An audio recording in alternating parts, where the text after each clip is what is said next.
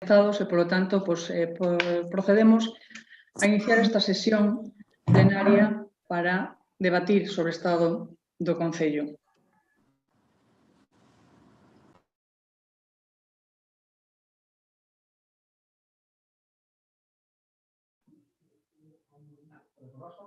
Activa el micrófono, Lara, por favor. Bo día a todos e todas, agora sí. Pois nada, trasladado por parte do secretario que xa estamos todos, podemos dar inicio a esta sesión plenaria para o debate sobre o estado do Concello. E me gustaría iniciar dando os bos días aos concelleiros e concelleiras da Corporación, a veciñanza que nos segue a través de internet e aos xornalistas que nos acompañan. Celebramos hoxe o primeiro debate sobre o estado da cidade deste mandato, un dos máis duros, complexos e dolorosos da nosa historia, debido á pandemia mundial e emerxencia sanitaria, social e económica que está a condicionar as nosas vidas dende marzo. Por iso, as miñas primeiras palabras deben ser de lembranza de todas aquelas persoas que sufriron ou sofren o virus porque enfermaron, porque a súa familia o padeceu con virulencia ou porque no camiño perderonse vidas de pais, nais, avós, irmáns, amizades e, en moito caso, e nos puideron abrazar. E tampouco debemos esquecer a todas as vítimas secundarias desta situación, aquelas as que a crise sanitaria lles impideu recibir unha asistencia médica en condicións e a tempo. Vayan para todas elas o meu máis sentido recordo da Corporación de Lugo. Hoxe damos conta dos 18 meses de traballo ao servicio da cidadanía nos que 10 deles, dende o inicio do primeiro estado de alarma, adquiriron unha intensidade de xestión política e funcionarial extraordinaria, obrigada por unha situación tamén extraordinaria e que nos impulsou a este goberno local e ao resto de servicios e públicos do Concello a traballar sen descanso, sendo a nosa prioridade colaborar e contribuir a paliar esta crise. A todos eles quero amosar o meu agradecemento porque é de xustiza que destaque e recoñeza neste pleno, como alcaldesa que lidera este goberno municipal, o meu orgullo polo labor desenvolvido, pola implicación e o compromiso co que se está a traballar nas distintas áreas e departamentos, en moitos casos máis aló da responsabilidade meramente profesional.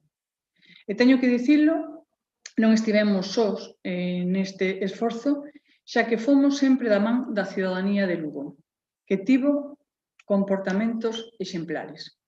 Porque Lugo, como cidade solidaria que é, está a responder con enorme responsabilidade social ante esta situación de pandemia. Aínda que nunca experimentamos restriccións deste calado que nos afectasen a tantos aspectos fundamentais da nosa vida, a maior parte dos nosos veciños e veciñas apostaron por cuidarse uns aos outros, creando lazos e redes de apoio dos que debemos sentirnos satisfeitos. Cáritas, Cociña Económica, Cruz Vermella e tantos outros colectivos e voces anónimas desenvolveron un gran esforzo para facer máis levadíos estes momentos. Fronte a escenarios incertos, eliximos a xenerosidade. En este momento, que podería ser máis importante que iso? Desta maneira, hoxe, ás escasas horas das festas de Nadal e de Reis, e xa coa esperanza certa e real dunha vacinación próxima que nos dé un respiro, quero dirixirme, unha vez máis, ás e os lucenses para pedirvos que apoiedes mutuamente porque disto sairemos xuntos, pero só se nos mantemos unidos. Toca adaptarnos un tempo máis a seguir cumprindo as normas que as autoridades sanitarias marquen. Ningún de nós, sexamos parte da administración ou non, debe tolerar comportamentos que poñan en risco a vida de outras persoas. Pídovos que sexades fortes e apelo a vosa responsabilidade individual e comunitaria porque estamos xa na fase de inmunizarnos ante esta pandemia e só sairemos desta crisis apoiándonos de maneira solidaria e ese debe ser o mellor regalo de Nadal que entreguemos este ano. Só así, o sufrimento será menor e poderemos manter os pilares e as bases do noso estado de benestar. En anteriores debates municipales sobre o estado da cidade, apelei sempre á importancia do municipalismo. e de modificar as leis que impiden que os concellos podamos desenvolver as nosas axendas propias con recursos suficientes e con plena autonomía. O devir desta pandemia ven a por sobre a mesa a urxencia de abordar a reforma dunha xa obsoleta Lei de Bases de Réxime Local, redefinindo e clarificando competencias porque as solucións efectivas radican na proximidade á cidadanía e aos seus problemas. Son estas relacións de proximidade as que teñen unha potencia transformadora única porque aproveitamos a posibilidade de atoparnos cara a cara cos afectados e coas súas necesidades para colectivizar as respostas e decidir xuntos as cuestións que nos afectan como cidade.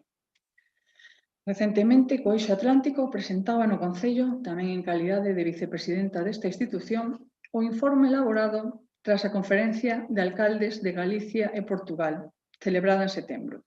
Neste documento, que recolle análisis de decenas de rexedores e expertos internacionais reunidos por primeira vez en Europa para debatir o alcance desta pandemia, queda perfectamente reflectido o liderado claro do municipalismo nestas circunstancias. Nesta xuntanza, puxos en valor o papel determinante que xogamos as cidades desde o primeiro momento, porque fomos e somos as administracións locales as máis próximas ás que estivemos afrontando as medidas sanitarias de apoio e as que desplegamos todo un escudo social para atender as demandas da veciñanza, dos colectivos máis vulnerables, como son os sen fogar, os nosos maiores, a nosa infancia, as mulleres vítimas de violencia de xénero, e tamén fomos clave nas axudas aos sectores económicos. Neste contexto, as medidas que implementamos para cortar a cadea de transmisión do COVID-19, como o confinamento, a cuarentena, o distanciamento social, os límites de aforamento, puxeron en xaque o municipalismo. Os concellos afrontamos en solitario, con recursos propios e sen que ningunha outra administración consultase con nós posibles solucións conxuntas as competencias propias, pero tamén as impropias, as que son da Xunta como servicios sociais, escolas infantís, os comedores escolares. Que fixemos nosas e atendemos porque todos os problemas dos nosos cidadáns nos acaban incumbindo como administración. Dende o Concello, ocupámonos das accións extraordinarias derivadas da pandemia, como a limpeza e higiene pública nas rúas, xardíns e outros espazos públicos ao aire libre ou pechados das escolas infantís, da limpeza e mantemento dos colexios de primaria, dos comedores escolares, da xestión de espazos de apoio aos centros educativos, do control por medio da policía local, do cumprimento das normas sanitarias en espazos públicos e privados, terrazas, reunións familiares, o control de horarios en establecementos de lecer ou de outro tipo e un longo etcétera. Todo isto facémolo mentre sufrimos falta de autonomía e apoio financiero e, a pesar diso, respondemos con eficacia, rapidez e proximidade institucional e humana ás exixencias da cidadanía. En Lugo actuamos, ademais, dende unha férrea lealdade institucional con todas as administracións implicadas na loita contra o virus e a crise. Botamos en falla o diálogo do Goberno galego cos concellos, como si mantivo o Goberno central coas comunidades autónomas, pensando nunha mellor coordinación das medidas adoptadas e sentímolo porque creo firmemente que máis que nunca a sociedade espera o mellor de cada un de nós e iso exixe unha unión e cooperación. Creo que non me equivoco se digo que a poboación reclámanos os partidos políticos e os representantes públicos que deixemos de lado as confrontacións e enfrentamentos para xuntar os esforzos en defensa do interese xeral. Que, sen renunciar á crítica, propoñamos durante este tempo o lexítimo exercicio da confrontación política para arrimar o ombreiro todos a un tempo co fin de superar a pandemia e recuperar a economía, a actividade das empresas e o emprego. Dende este goberno local, así o entendemos, e este é o mellor exercicio democrático que nos debe ocupar. Estes primeiros 18 meses de mandato son tamén froito da estabilidade do goberno local. Estabilidade que nos permitiu pechar 2 orzamentos municipales e con eles as primeiras ferramentas de planificación e gasto para que a nosa cidade medre ao ritmo que necesita e merece a súa veciñanza. Fronte aos bloqueos vividos no pasado mandato por todos os grupos políticos da oposición representantes na corporación, algún dos cales xa non revalidaron o apoio á cidadanía, está esta nova etapa de estabilidade que abreu un novo escenario. Pasamos da negativa de toda a oposición a levantar a man para votar en favor do financiamento necesario para cometer melloras para a cidadanía a proxectos que antes eran só dun partido, o socialista, se convertiron en unha causa de dúas forzas, o Partido Socialista e o BNG. Grazas a este cambio, actuacións que foron xestadas e preparadas no mandato anterior e que se ralentizaron por falla de orzamentos, agora comenzan a ser realidade. Falamos, por citar só algún deles, a penalización de Quiroga Ballesteros, da reforma da Plaza de Abastos, do repintado de toda a sinalización viaria da cidade, a ampliación do cemiterio, obras nas que investimos preto de 4 millóns de euros.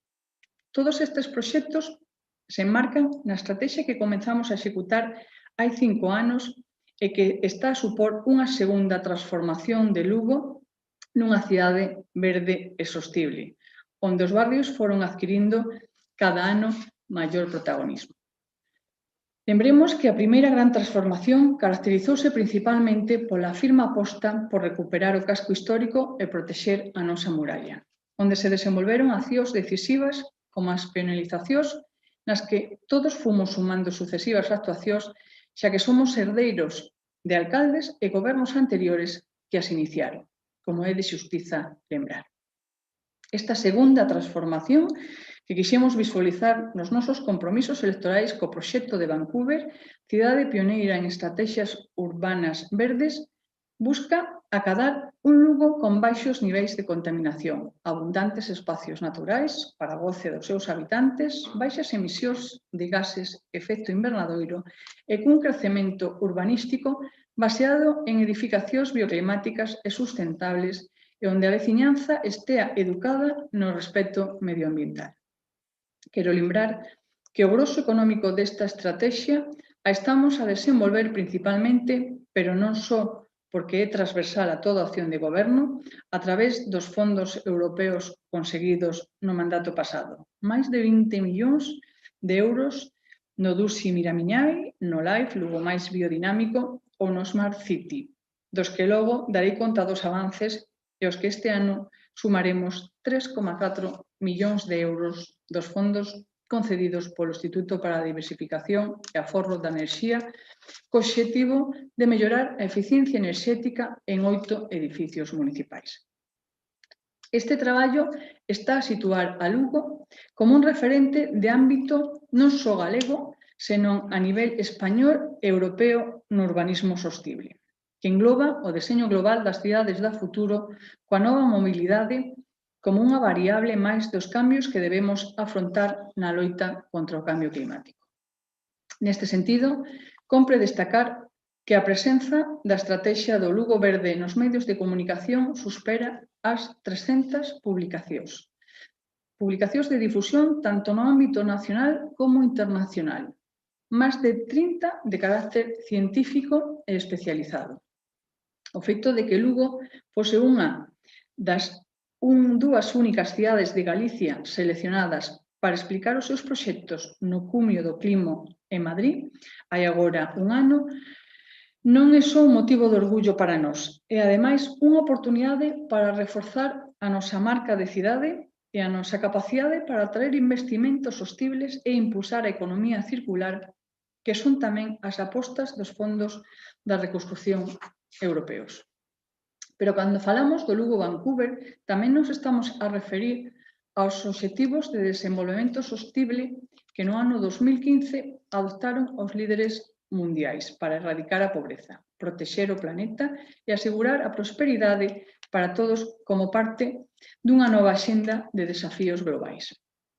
E esta mesma semana coñecíamos o último informe sobre os ODS das 100 cidades españolas nas que nos sitúa Lugo como a urbe galega máis avanzada na consecución, traballo que ven realizando este goberno local dende o ano 2015, obtendo as mellores notas nas áreas de enerxías renovables e non contaminantes e de crecemento económico, así como nos parámetros de saúde, benestar, educación, igualdade de xénero, auga e saneamento, reducción das desigualdades, cidades sostibles e institucións, o que se traduce, en definitiva, nunha mellora calidade de vida da nosa veciñanza. Temos deberes aínda por cumprir, pero avanzamos. De todo iso tamén falarei hoxe neste debate. Lugo camiña, e non deixou de camiñar durante a pandemia, máis ben acelerou a rapidez dos seus pasos, axustando, iso sí, as prioridades das súas áreas para afrontar o reto que supón a crise sanitaria e as súas derivadas co fin de xestionar mellor unha nova realidade.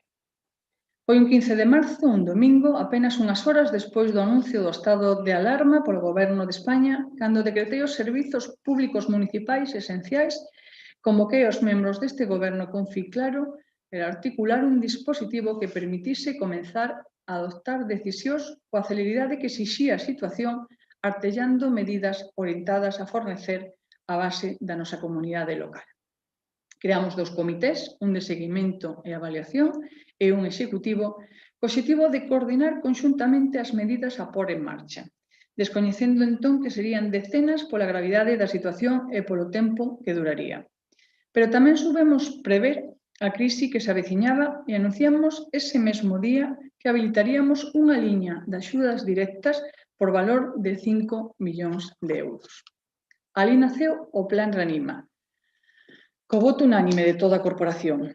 Apoio que durou apenas uns días, porque as críticas da oposición foron constantes a pesar de que axudou a paliar nun primeiro momento os danos das medidas preventivas contra o coronavirus que afectaron tanto as pequenas e medianas empresas como aos autónomos, como aos emprendedores, por contaría así como as familias. Fomos a primeira administración en preparar estas axudas e tamén en abonalas. E detrás de nós viñeron outros municipios, outras administracións e a Xunta acabase de sumar hai apenas unhas semanas. Benvida sexa. Foi a primeira medida de choque que activamos cun obxectivo inicial, inxectar liquidez á nosa economía local cando o confinamento nos obrigou a parar e recluirnos nos nosos fogares. Foron máis de 3.400 beneficiarias destas axudas que inxectamos na economía lucense e que axudaron a facer fronte aos gastos nunha situación de tanta complexidade. Foi a primeira medida, pero non a única. Ademais, co propósito de salvaguardar os empregos, adoptamos de xeito inmediato outras decisións das que quero destacar aquí as seguintes. Mantivemos as empresas prestadoras de servicios ao Concello co fin de evitar ERTEs, beneficiando así a 700 familias. Aceleramos o abono de facturas a proveedores aos que inxectamos máis de 18 millóns de euros en liquidez nos 2 primeiros meses de pandemia. A día de hoxe xa son 52 millóns de euros, mantendo unha media de pago de 11,3 días, rebaixando ata un terzo o prazo legal establecido. Exoneramos os alugueiros municipales a 44 empresas aloxadas no CEI Nodus e no Viveiro de Empresas e aos 66 comerciantes da Praza de Abastos e Mercado Municipal. Aprazamos o pago de impostos como IBI para protexer as economías das familias, emprendedores, empresas, así como as taxas urbanísticas. Acordamos non liquidar as taxas das terrazas da hostelería, o que se manterá ao longo do ano 21, que se traducirá ao final en 2 anos de exención para axudar a supervivencia dun sector que representa o 16% da nosa economía local. Puxemos en marcha ferramentas digitais para incentivar a compra nos comercios de proximidade. Fomos os primeiros en Galicia a lanzar unha plataforma para a venda de produtos por internet cando os establecementos estiveron pechados coa campaña Cos de sempre. Ferramenta que volvemos recuperar agora para incentivar as compras de Nadal. Lanzamos os primeiros tamén de España un programa piloto coa EOI e o Concello de Lugo para asesorar no confinamento as empresas co fin de que se preparasen para o día despois no que participaron 350 persoas. Activamos a estrategia Lugo Seguro e tamén nos adiantamos ofrecendo cursos de formación nos comercios e na hostelería para xerar confianza na clientela aos que se sumaron máis dun centenar de establecementos. Lanzamos a plataforma Lugo Fórmate, coa que 850 lucenses realizaron cursos online e gratuitos para mellorar a súa empregabilidade. Promovemos accións de apoio ao comercio de proximidade con medidas a digitalización e co lanzamento dos tardeos da tinería para crear unha cultura de ocio familiar en horario máis cedo e dos mercadillos de San Pedrín e Milagrosiña, que tiveron tanto éxito que pronto se sumaron máis barrios á súa organización. Asinamos unha batería de contratos para executar obras municipais e reactivar así o sector da construción. E podemos anunciar orgullosos que do Ceinodus municipal naceron os primeiros 20 emprendedores da pandemia en Galicia, mozos e mozas aos que acompañamos no seu aprendizaxe e na súa procura de investimento para os seus proxectos empresariais. Son algunhas das axudas e iniciativas que puxemos en marcha, entre outras moitas. Pero en cada unha destas accións estivemos traballando man a man cos distintos sectores productivos afectados de Lugo, creando mesas de traballo e mantendo un contacto directo permanente para poder coñecer as súas necesidades e darlle respostas áxiles e axeitadas.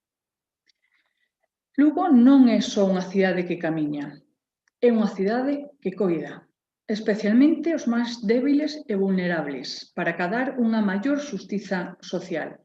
E niso o Concello está aliñado e apoiado polos colectivos do tercer sector. Esta pandemia obrigounos a reaccionar, como dixen, desde o primeiro momento. E así fixémolo tamén nos aspectos máis sociais e de protección. Actuamos con rapidez na posta en marcha de dispositivos especiais de limpeza e desinfección da cidade, dos espazos públicos e dos centros municipais, así como a recollida de residuos COVID-19, protocolos que foron recoñecidos pola súa calidade e correcto desenvolvemento por AENOR, entidade de certificación da xestión de servizos. Lugo aumentou, ademais, o seu escudo social, que é un eixo central das nosas políticas, as políticas deste goberno, dende hai máis de 20 anos, e que xa crecera un 18% no orzamento do 2020, no que destinamos máis de 28 millóns de euros, o que supuxo o 28% do total dos orzamentos. Pero ese escudo inicial foi necesario reforzalo polos efectos da pandemia, chegando, por exemplo, a duplicarse o número de beneficiarios do servicio de xantar no fogar ata alcanzar os 121 actuais. A maioría, en torno ao 60%, son mulleres, maiores de 65 anos, que viven soas e as que, logo do confinamento obrigado que impuxo o estado de alarma, a permanencia do COVID as mantén nun illamento aconsellable ante o risco de contagio. Dende a área de benestar, duplicamos a partida económica asignada a esta prestación ás 260.000 euros. Un orzamento que mesmo se completaba con outras axudas, a través da emerxencia social, que destinamos incluso á adquisición dos propios electrodomésticos para quentar a comida. O obxectivo deste goberno é ofrecer unha atención integral coa que pretendemos paliar as necesidades asistenciais dos colectivos máis débiles, entre eles os nosos maiores, 22.000 na nosa cidade, 5.000 que viven nunha situación de soidade non desexada, mellorando o seu cuidado e a calidade de vida, pero contribuindo tamén a que se desenvolvan con autonomía e poidan permanecer nos seus fogares, co fin de que manteñan o seu arraigamento e o contacto coa súa comunidade veciñal a que pertencen. Para este colectivo, puxemos en marcha o programa Acompañámoste, a través do cal contactamos con eles para que saiban que non están sós, e que demos resposta ás súas necesidades físicas, pero tamén as máis afectivas.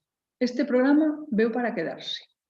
E para iso acabamos de ampliar as súas prestacións a través dun convenio coa Cruz Vermella.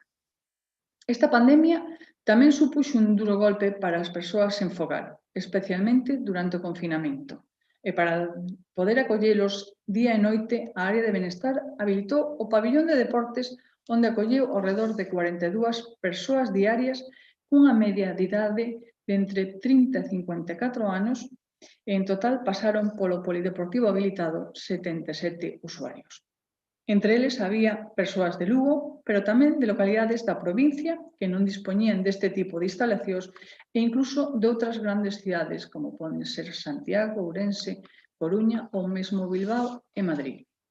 Despois do confinamento e unha vez máis sendo proactivos e previsores ante esta crise, comenzamos as obras de reforma do fogar do transeúnte para que poida ampliar o número de prazas. O Concello reforzou tamén as axudas de emerxencia social e as de aluguer, porque nunca como agora, pola salvagarda do ben máis preciado que temos, que é a nosa saúde, tivo tanta importancia dispoñer dun fogar, polo que este ano destinamos para este fin 750.000 euros. O acceso á vivenda digna é un dereito constitucional, un recurso fundamental e de primeiro orde. É unha competencia da Xunta que, por desgraza, leva tempo en Lugo sen exercela, a pesar de que as listas de espera para un alugueiro social ascende a preto de 1.000 persoas.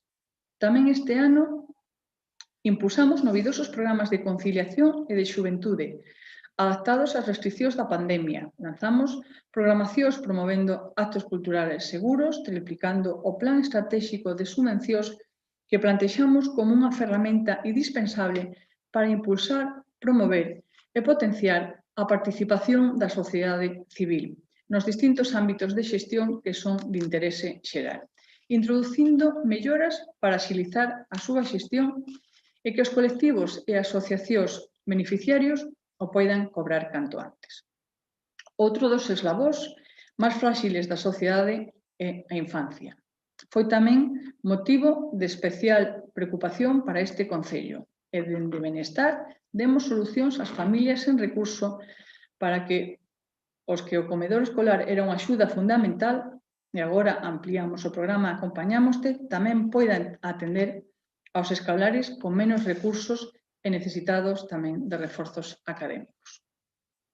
Estes son só algunhas das medidas extraordinarias que puxemos en marcha durante a pandemia. Pero antes de que comenzasen os meses onde estamos a vivir as maiores incertezas e medos da historia moderna desta cidade, o que nos obrigou a reinventar medidas, programas e proxectos e tamén durante a posta en marcha e a execución de todos os recursos excepcionais que este goberno activou, este Concello decidiu e dedicou un esforzo moi importante para seguir a folla de ruta marcada nos orzamentos de 2020, para mellorar servizos e executar os investimentos do mesmo. Pero non só porque apostamos por aumentar estes investimentos con sucesivas incorporacións de crédito dende os remanentes, porque fronte a outros gobernos que en outras épocas viron nos recortes solucións que finalmente só causaron sufrimento, este goberno municipal optou por investir para seguir crecendo, porque Lugo non pode nin debe deixar de medrar. Somos do convencemento de que se en tempos normais o investimento público é un mecanismo máis para impulsar a actividade, nesta época excepcional de crise sanitaria e económica, o gasto que faigamos as administracións con perspectivas de futuro é un estímulo para o investimento privado e o elemento fundamental co que superar o revés ocasionado pola pandemia. Estamos a falar dunha mobilización de recursos nestes 18 meses de goberno superior aos 49 millóns de euros. É dicir, un esforzo inversor sen precedentes na historia de Lugo, destinado a impulsar a súa recuperación e a súa segunda gran transformación.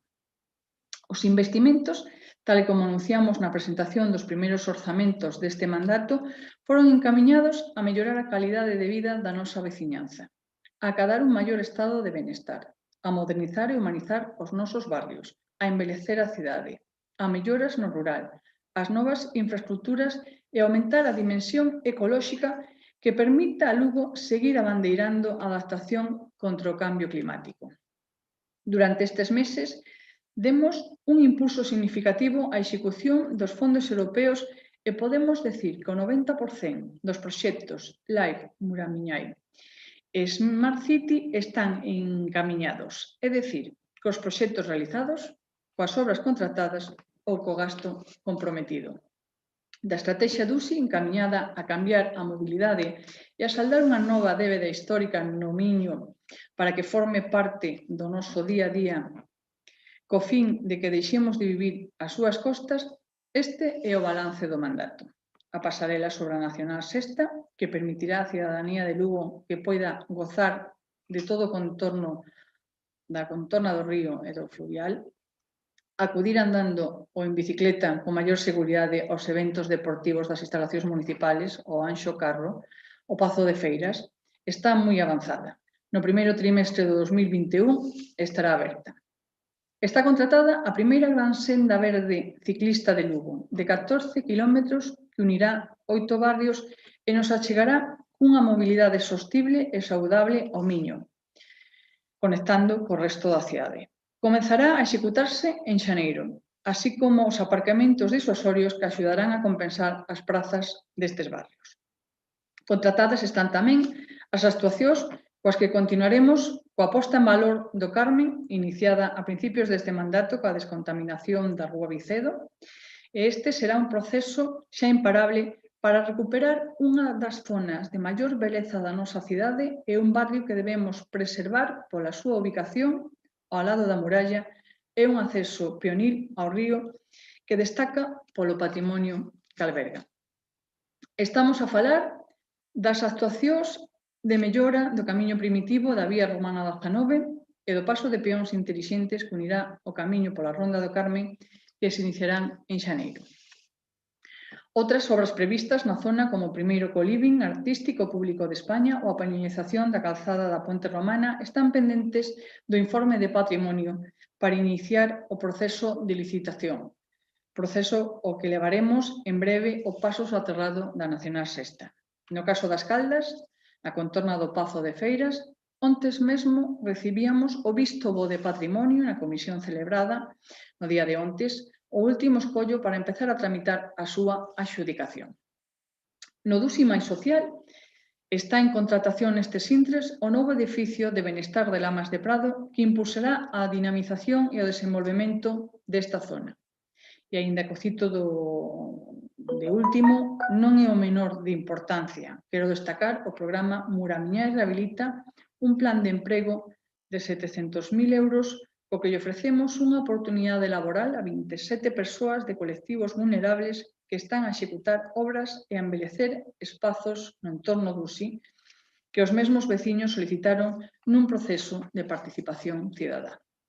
Do proxecto LIFE, Lugo máis biodinámico, este ano comenzaron as obras do Impulso Verde, un edificio público que será un referente en Galicia polo uso constructivo da madeira e polo seu baixo consumo enerxético e de emisións contaminantes.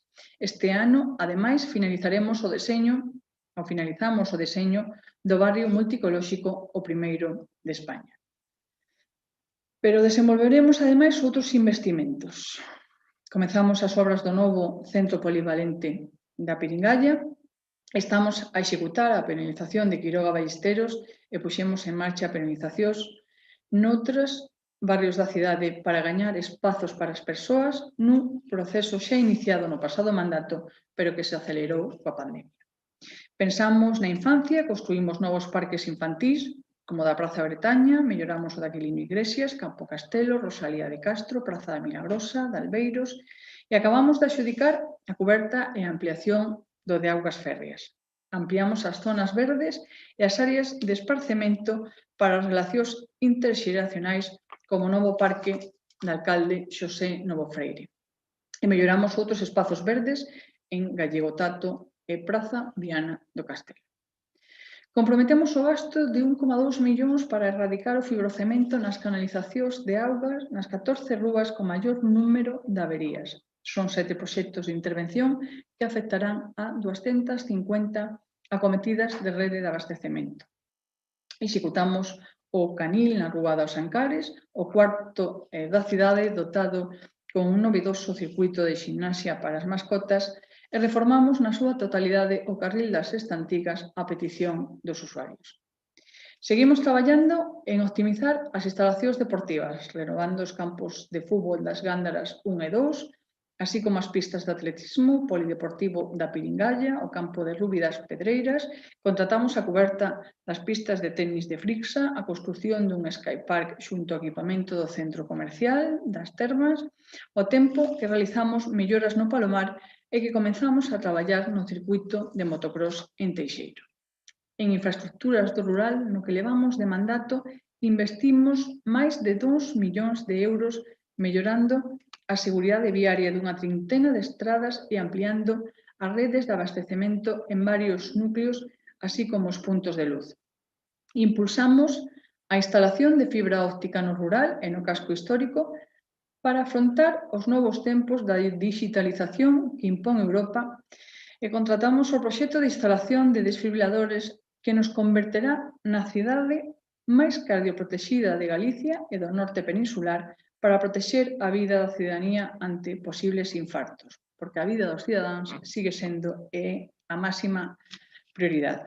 Estamos a repintar a sinalización de toda a cidade, fixemos obras de mellora no cemiterio da Praza de Abastos, cafetería do Vello Cárcere, fogar do transeúnte, Casa da Xuventude, sede da Policía Local, nos centros de Xío no Boneira, María Valteira, Sagrado Corazón, así como na Casa das Asociacións. Como ven, este goberno municipal e o equipo de empregados públicos deste concello traballaron sin descanso nun ano de extrema complexidade. Quero centrarme agora no proceso de modernización desta administración. Unha transformación que comezou ao final do pasado mandato co Smart City, pero fomos quen este ano de impulsalo ata cubrir case todos os obxectivos do noso plan de acción. Estes fins non son outros que ser máis áxiles e ofrecer máis prestacións e de maior calidade á veciñanza, cambiando para iso as dinámicas de traballo.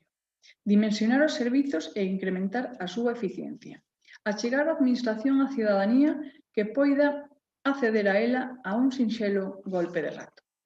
Entre os obxectivos xa acadados figura a entrada en vigor da RPT, a implantación dun sistema para fichar e a creación de bolsas de traballo para cubrir 42 categorías profesionales co fin de axilizar a provisión de postos de traballo. Bolsas ás que se presentaron máis de 9.000 solicitudes.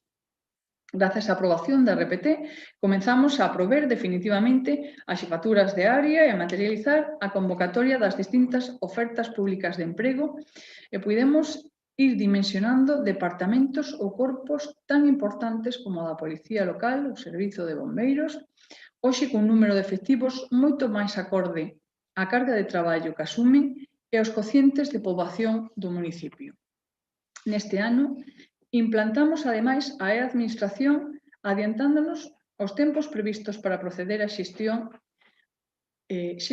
as demandas do Plan Reanima con maior premura. Axilizamos os procesos para atender as demandas cidadáns nas distintas áreas de goberno, como contratación e urbanismo, e asentamos as bases das novas incorporacións de persoal.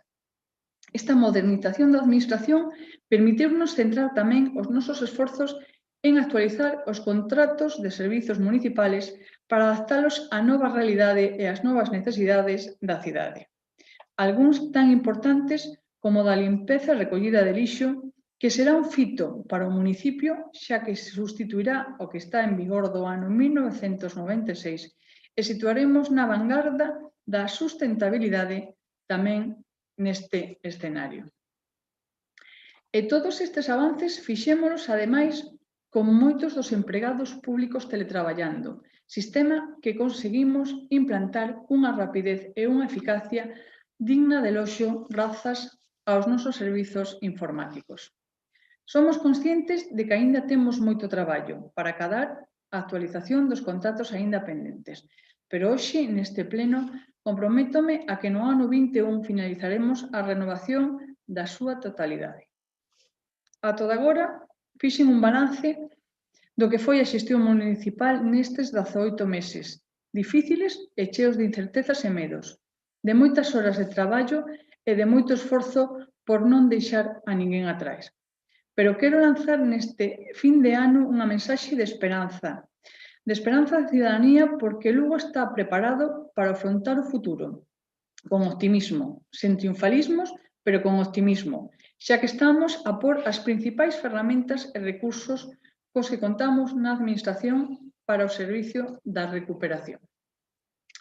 Acabamos de aprobar un orzamento de 106,4 millóns de euros para o ano 21.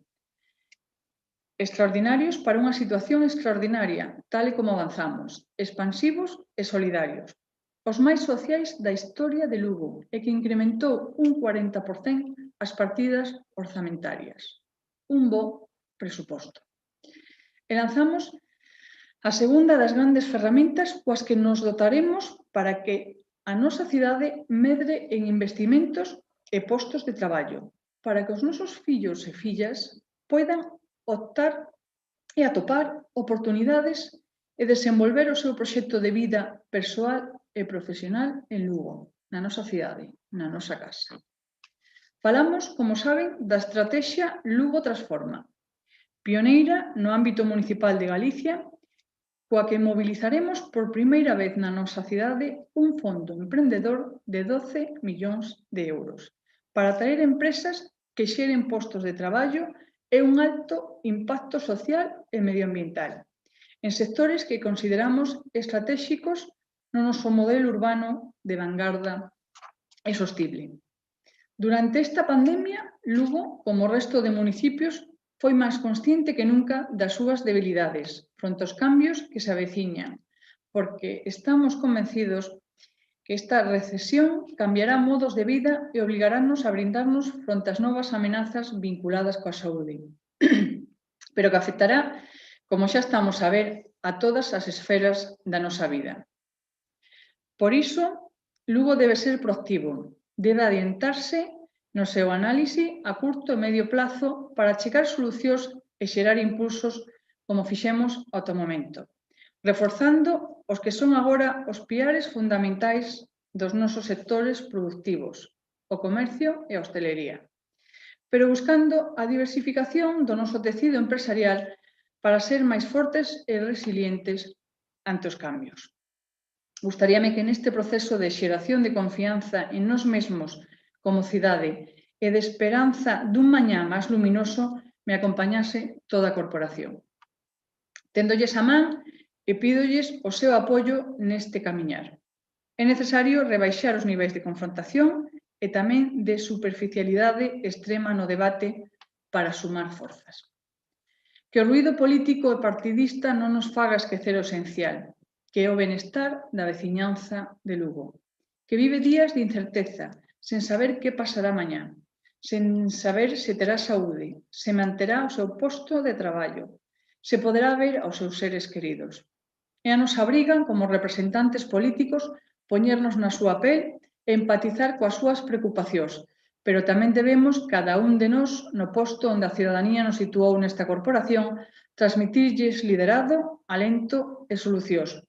Non podemos pedirlle aos nosos veciños e veciñas responsabilidade ante esta situación senón non estamos á altura das circunstancias que nos exixen. Por iso, convídolles a abrir a porta a este novo escenario tan diferente ao de hai apenas un ano. E non quería rematar a miña primeira intervención deste pleno extraordinario sin realizar un novo recoñecemento a todas as persoas que estiveron e están na loita contra a pandemia, en especial os traballadores e traballadoras que operan na primeira liña durante o estado de alarma para protexer e cuidar a veciñanza. Falamos dos servicios de atención sanitaria, da atención farmacéutica, agroalimentaria, da limpeza, dos servicios sociais, das forzas e corpos de seguridade, así como dos transportistas e demais profesionais nos servizos esenciais. A todos eles lles entregaremos o maior recoñecemento da cidade, as medallas de ouro, en canto as extincións nos dean un respiro para que esta homenaxe poida acadar a honra que necesita. Mentras tanto, mudemos eses aplausos de ánimo que lles demos durante o confinamento por grandes doses de responsabilidade e teñamos en conta que as medidas adoptadas polas institucións para mitigar os efectos desta pandemia debe de ir acompañadas a accións levadas a cabo por cada un de nós a título individual. Actuemos e teñamos memoria do acontecido porque iso farános máis fortes e sabios a fouteza que este goberno local quere plasmar nun monumento que nos axude a non esquecer. Para iso, proxectamos a creación dun novo espazo verde nun barrio emblemático como é o Carmen, onde se situará unha escultura en lembranza da importancia e da forza da nosa sociedade, da nosa sanidade pública, así como da enorme valía de todos os que estiveron en primeira liña, pero tamén como recordatorio para a posteridade sobre como esta cidade foi capaz, na maior crise que viveu neste século, de demostrar o mellor de si mesma.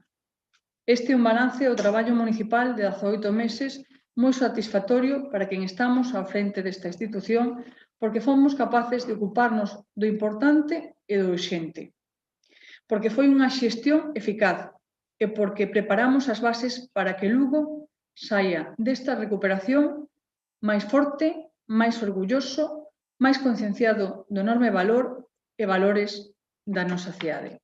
Moitas grazas.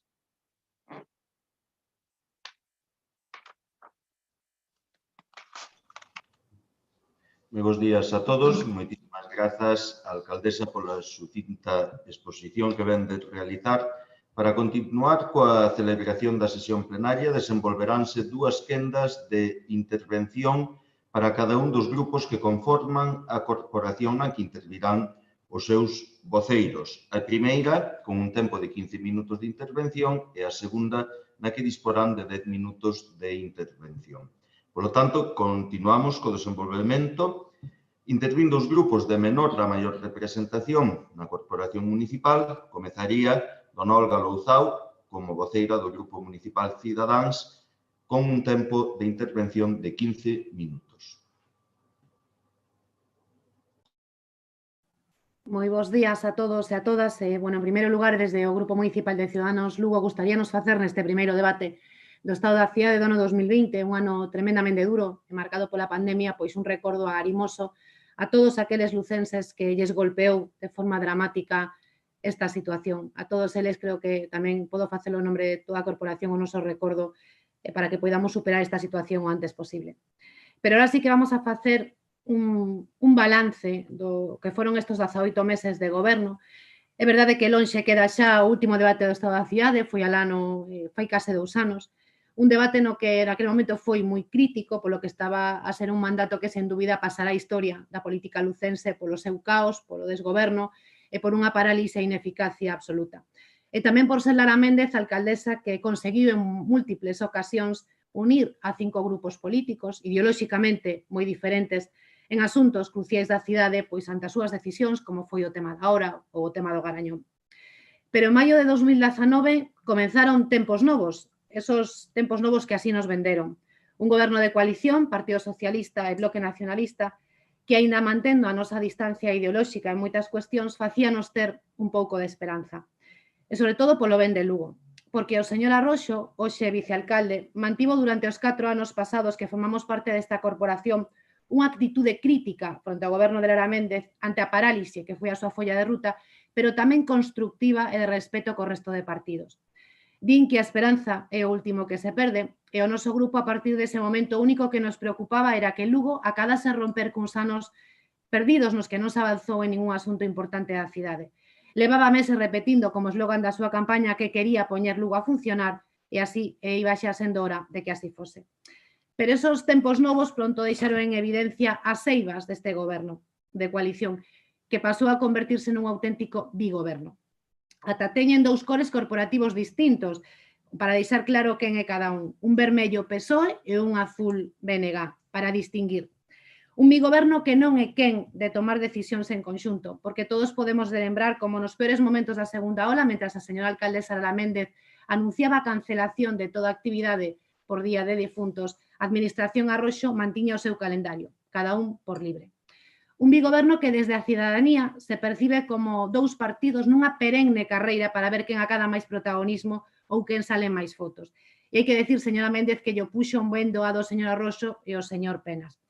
Non ter asfaltado as rúas da cidade durante 4 anos ou só pintar 130 pasos de peóns, pois permite que poidan estar todos os días posando en distintas rúas da cidade, presentándonos un novo pavimento, presentando ou vendendo unha obra ordinaria como se fose un feito extraordinario. Agora entenderá, señora Méndez, por que a Consellería de Infraestructuras era algo que non se, aunque non ian permitir renunciar.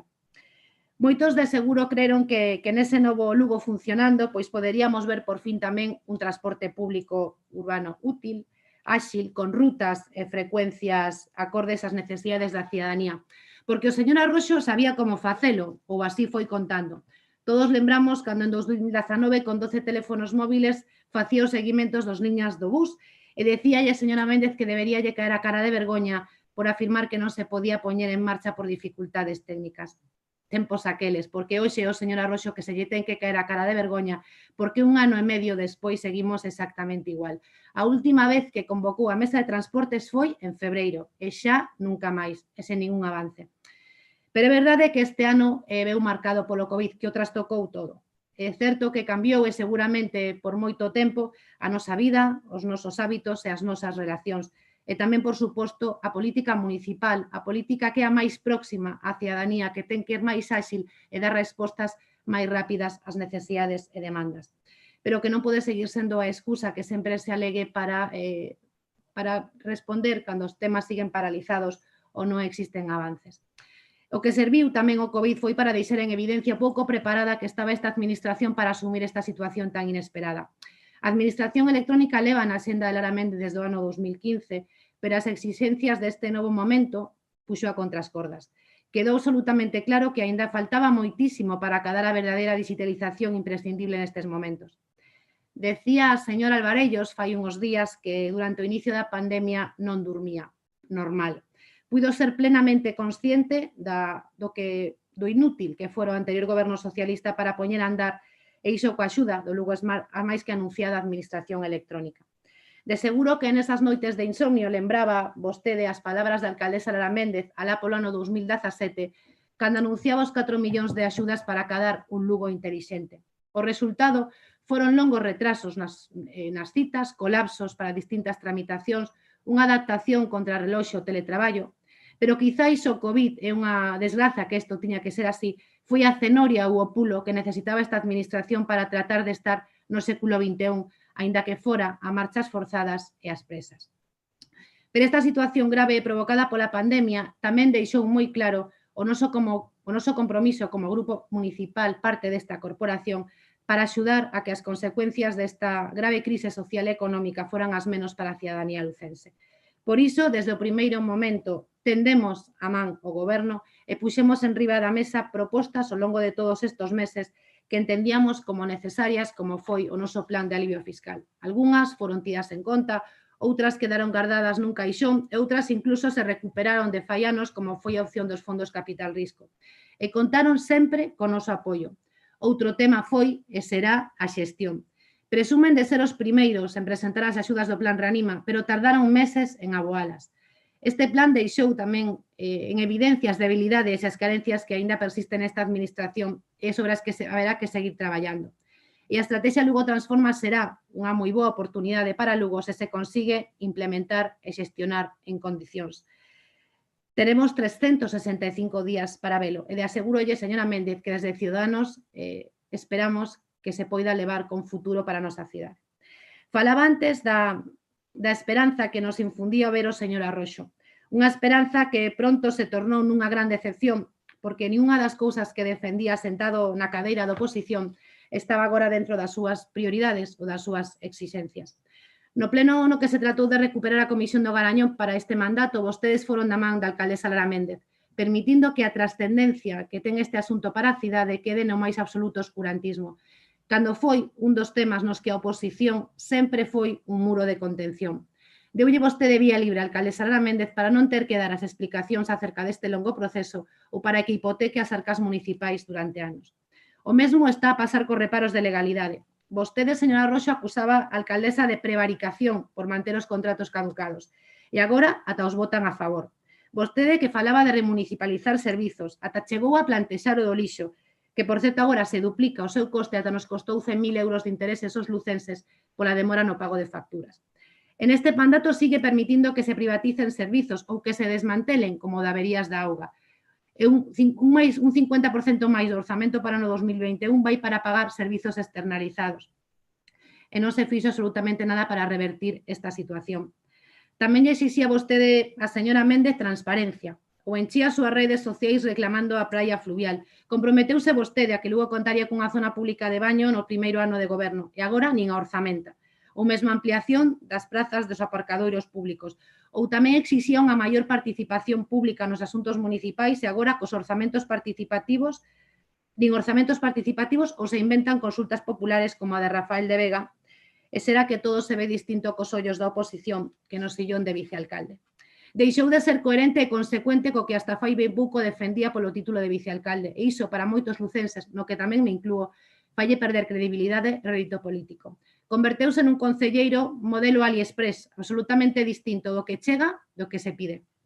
A señora Méndez, no mandato anterior, tivo a mala sorte de contar cun equipo de goberno que lle ocasionou grandes dores de cabeza e que aínda lle acarrea consecuencias desastrosas. Acaba de sair a sentenza que reitera a indemnización de máis de 2,5 millóns de euros da Fábrica da Luz pola neglixencia e deixadeo do señor Piñeiro, a quen vostede sempre defendeu, señora Méndez. Ou a herencia dos contratos caducados e decenas de millóns de euros pagados con reparo de legalidade que a señora Prieto pois non se levou para na súa maleta para Madrid. Concelleira que nos contaba cada mes a súa xestión firme e serena, que mantiña unha administración saneada e con superávit, que viñeron o señor Arroxo esos cartos en executar para ir cubrindo o seu álbum de fotos a modo de capataz. Pero o peor de todo é que non aprenderon nada de todo isto. Seguimos con contratos caducados ou prestando servizos en contratos. Este ano 2020 de seguro que haberá un novo récord. No informe deste último trimestre de morosidade de 10 millóns de euros de facturas, 5 foron pagadas fora de prazo. Pero é verdade que este ano hai unha novidade. Creo que é lexítimo decilo. Este ano Lara Méndez ten un plan de acción para correxir todos eses vicios, irregularidades e deficiencias que desde Ciudadanos levamos denunciando desde hai anos polo que a señora Méndez non se acusaba de repetir que mentía. Agora recollen un informe todas aquelas miñas mentiras, polo que xa ten merecido a pena escoitar tantas acusacións infundadas se finalmente acadamos que abandonen as súas irregularidades. E non dubiden que seguiremos insistindo ante todo con consideremos irregular ou ilegal. Este mandato voltamos a exixir o cumprimento da Lei de Transparencia, da que levan facendo oídos sordos desde o ano 2015, ou da Lei de Contratos, que lle obriga a publicidade dos mesmos desde 2018, e que vostedes seguiron obviando. Así que non nos quedou máis remedio que pedir amparo a Valedora do Pobo para que vostedes cumpran co que lles exixe a lei. Se non teñen nada que ocultar, non se entende que poñan tantas trabas para acceder á información. Este ano e medio non nos deixa ningún novo proxecto. Siguen arrastrando propostas xa presentadas desde fai anos. A penalización de Quiroga Ballesteros, a pasarela inútil d'1 millón de euros, o edificio de Madeira ou a penalización da Mosqueira. Eso sí, anunciaron moito, pero sen reflexionar acerca das verdadeiras necesidades. Presentan un barrio con 1000 vivendas novas cando Lugo é a terceira cidade española con máis vivendas baleiras. E non destinan ningún só euro para recuperar barrios absolutamente abandonados como o barrio Feijóo ou Recatelo, que poñen en evidencia as desigualdades existentes entre distintas zonas da cidade. Novos edificios como o da Bella, o novo edificio verde ou da Piringalla a punto de rematar que nin sequera orzamentan, para os que non se ten claro para que se van a destinar. Levan anos reclamando un novo auditorio e agora recepcionano con deficiencias que nos costarán os lucenses 300.000 euros máis do 1,5 millón de euros que lle regalamos antes á Xunta de Galicia. Xa contan con que este ano non van a poñer en funcionamento porque nin lle dedicaron un programa propio nos orzamentos a similitude do que ten o Gustavo Freire, deixando absolutamente claro que non saben nin como van a xestionar. Repite hoxe tamén a señora Méndez que está desenvolvendo o seu modelo Vancouver particular. Un Lugo Vancouver no que venden humanización e o máis verde que temos de novo en Lugo son esa especie invasora que enche as rúas da cidade que son os conos verdes. Este ano a súa humanización foron máis atascos e máis feísmo urbano, ata non foron quen de igualar o adoquín da muralla con granito do mesmo cor. Un Lugo Vancouver que se desenvolve a modo de ocurrencia, con parches, en unha folla clara de ruta e con absoluta descoordinación cos seus socios de goberno. Un Lugo que conta con 54 parroquias que aínda seguen pendentes de contar con asfaltado en quente, seguen sen un plan concreto de abastecemento e saneamento e con carencias importantes de luz que agora tratan de correxir. Acaban vostedes de impulsar o acceso a internet, un acceso de calidade no rural, logo de que esta pandemia puxese en evidencia a falta de previsión e abandono neste senso, no que nos últimos anos non dedicason nin un só euro. Aínda lles queda moito por avanzar. Contan vostedes con importantes cantidades de fondos que deberían ser destinados a prioridades da cidade.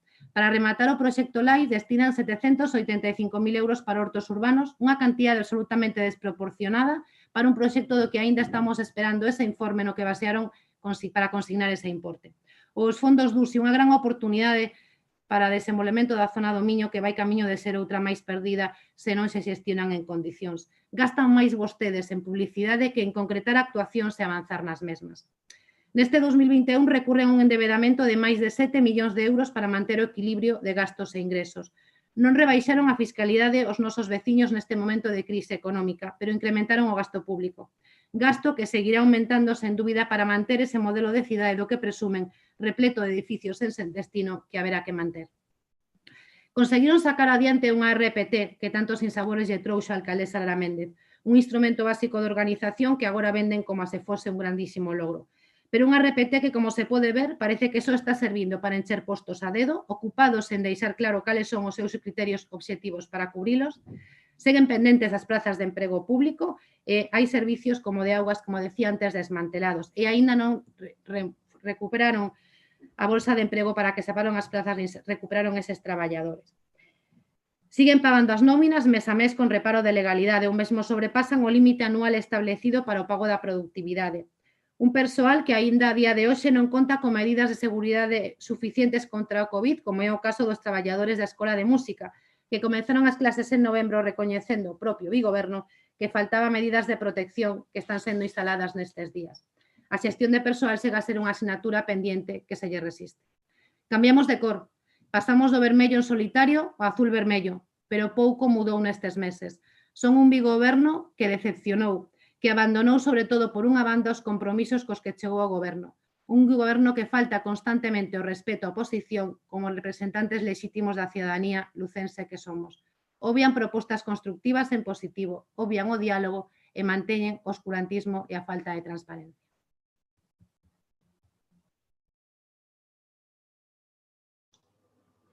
Moi ben, moitísimas grazas. É o turno agora do voceiro do BNG, don Rubén Arroxo. 15 minutos. Moitas grazas e moi bo día a todas e todos. O 26 de maio de 2019, a veciñanza de Lugo decidiu a composición desta corporación municipal. Unha corporación conformada por 4 grupos políticos e unha vez máis sen maiorías absolutas. 4 grupos políticos que tiñamos a responsabilidade, e se cadra obriga, por mandato do electorado, de dialogar e de tratar de chegar a acordos se así for posible. E así foi, BNG e PSOE chegamos a un acordo de goberno que permitía sumar 13 dos 25 votos do pleno municipal e que permitía manter un goberno de estabilidade. Seguramente, se os outros dous grupos sumasen 13 votos, tratarían tamén de acadar ese acordo. Aquí tivemos altura de miras.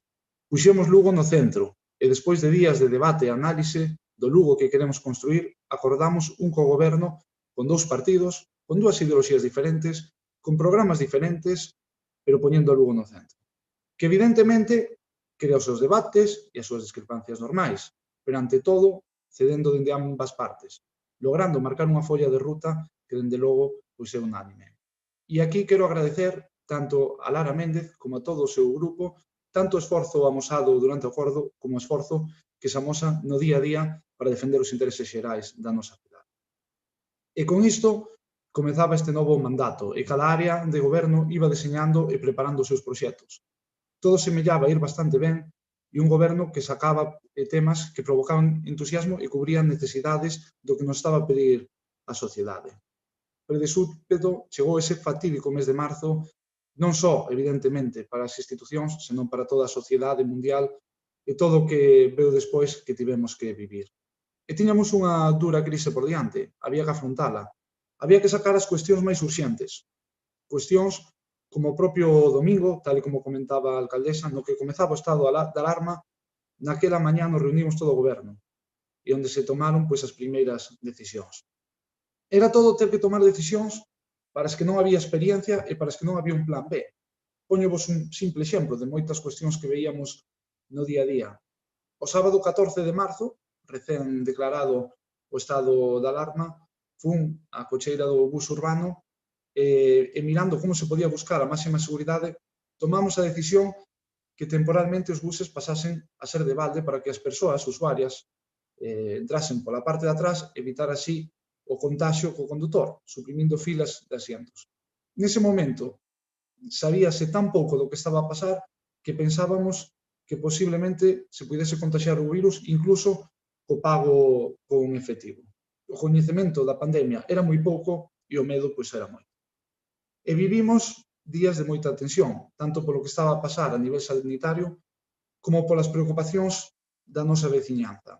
Días nos que non había unha hora do día no que fose posible estar 10 minutos seguidos sen recibir unha chamada de teléfono, recibindo problemas e preguntas para as que naquel momento pois non había nin respostas nin solucións.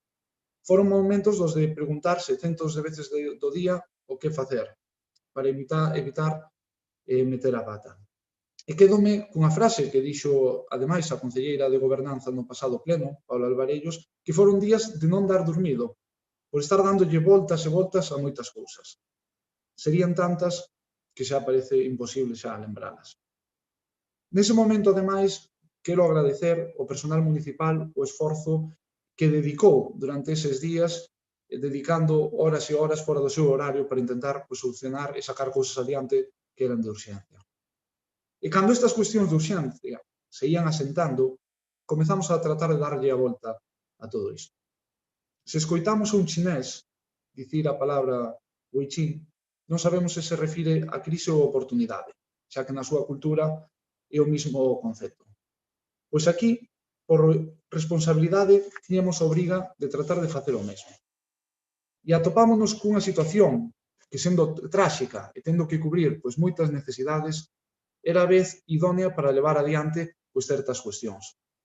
En canto a xente saiu á rúa en masa, aconteceu o agardado. As cidades levan décadas deseñándose en como poden moverse os vehículos a motor máis rápido, deixando nun segundo plano o espazo para que as persoas teñan en canto baixan deles.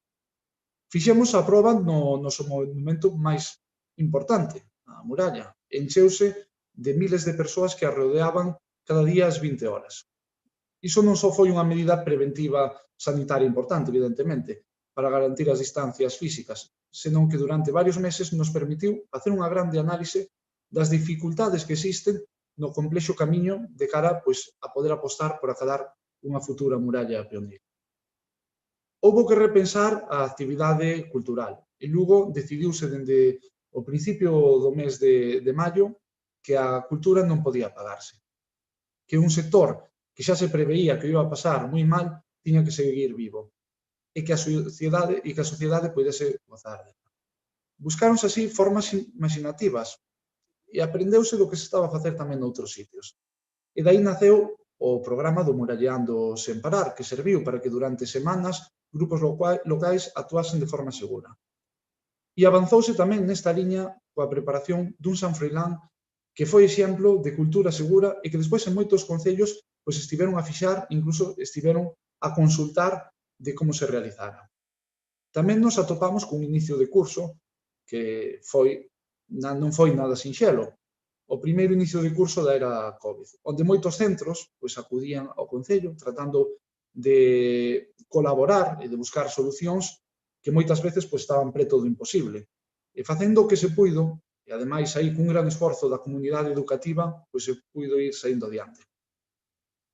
Pero mentras todo isto mudaba a unha velocidade de vértixe, tratouse de continuar con medidas para solucionar problemas diso que agora chamamos a vella normalidade. Entre elas unha preocupación, algunha delas, histórica, relacionada co número de atropelos anuais que tiña a cidade de Lugo e que tantas veces, ademais, temos falado neste propio pleno. E aí avanzouse de forma decidida no plan de calmado do tráfico na cidade, cunha primeira fase que a que alberga os entornos escolares. A día de hoxe, temos 13 entornos escolares moito máis seguros, con elementos de calmado do tráfico, como poden ser pasos de peóns elevados, lombos ou outros elementos, e os cales se sumarán 4 centros escolares máis nas próximas datas. O certo é que a acollida destas medidas foi tan boa entre a veciñanza que é raro que pasen varios días sen que haxe algunha solicitude de algún destes elementos nalgún punto da cidade. Ademais, isto foi un polo motivador para que algunhas comunidades escolares, AMPAs ou centros de ensinanza, se animasen a levar adiante os primeiros pasos para poder executar os itinerarios escolares.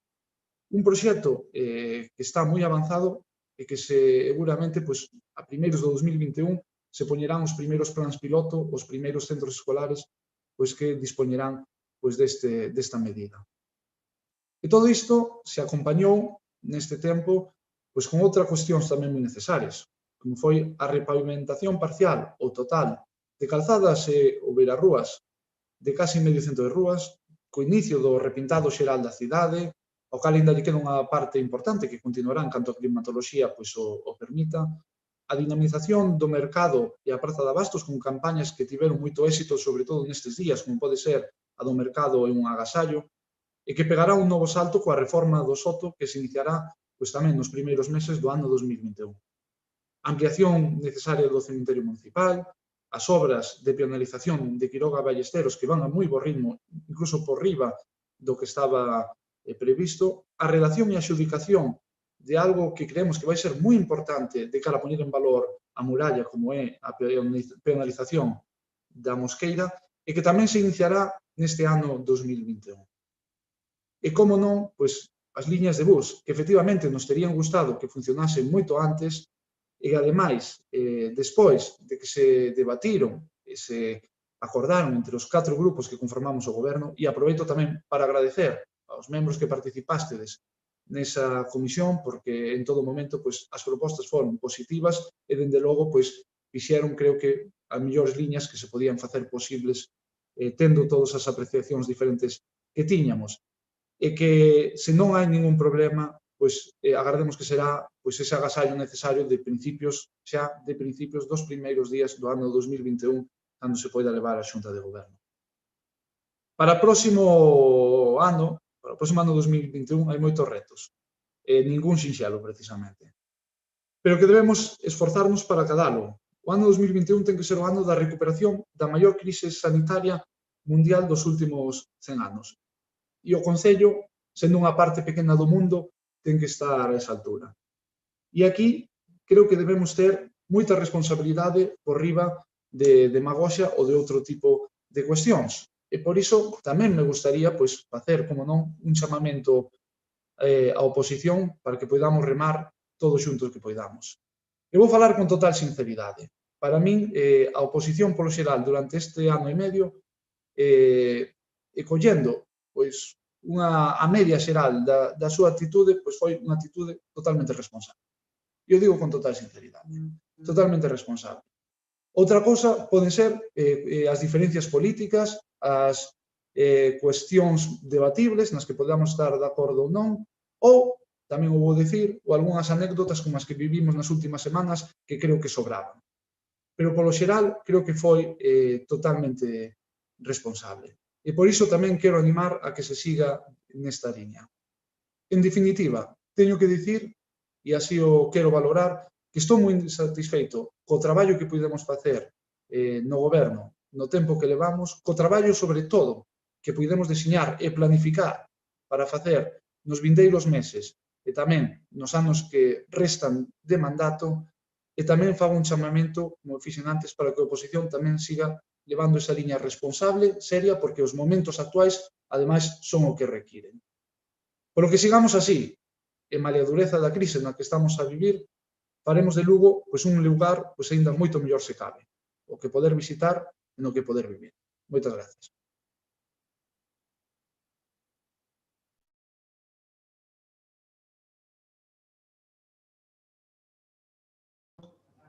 Moi ben, pois moitísimas gracias. É o turno agora para o concelleiro voceiro do Grupo Municipal Socialista, don Miguel Fernández.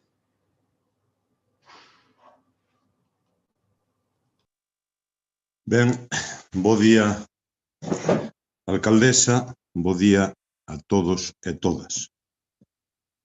En primeiro lugar, pois sumarme á solidaridade con cantas persoas directo e directamente sufriron e están sufrindo as consecuencias da pandemia.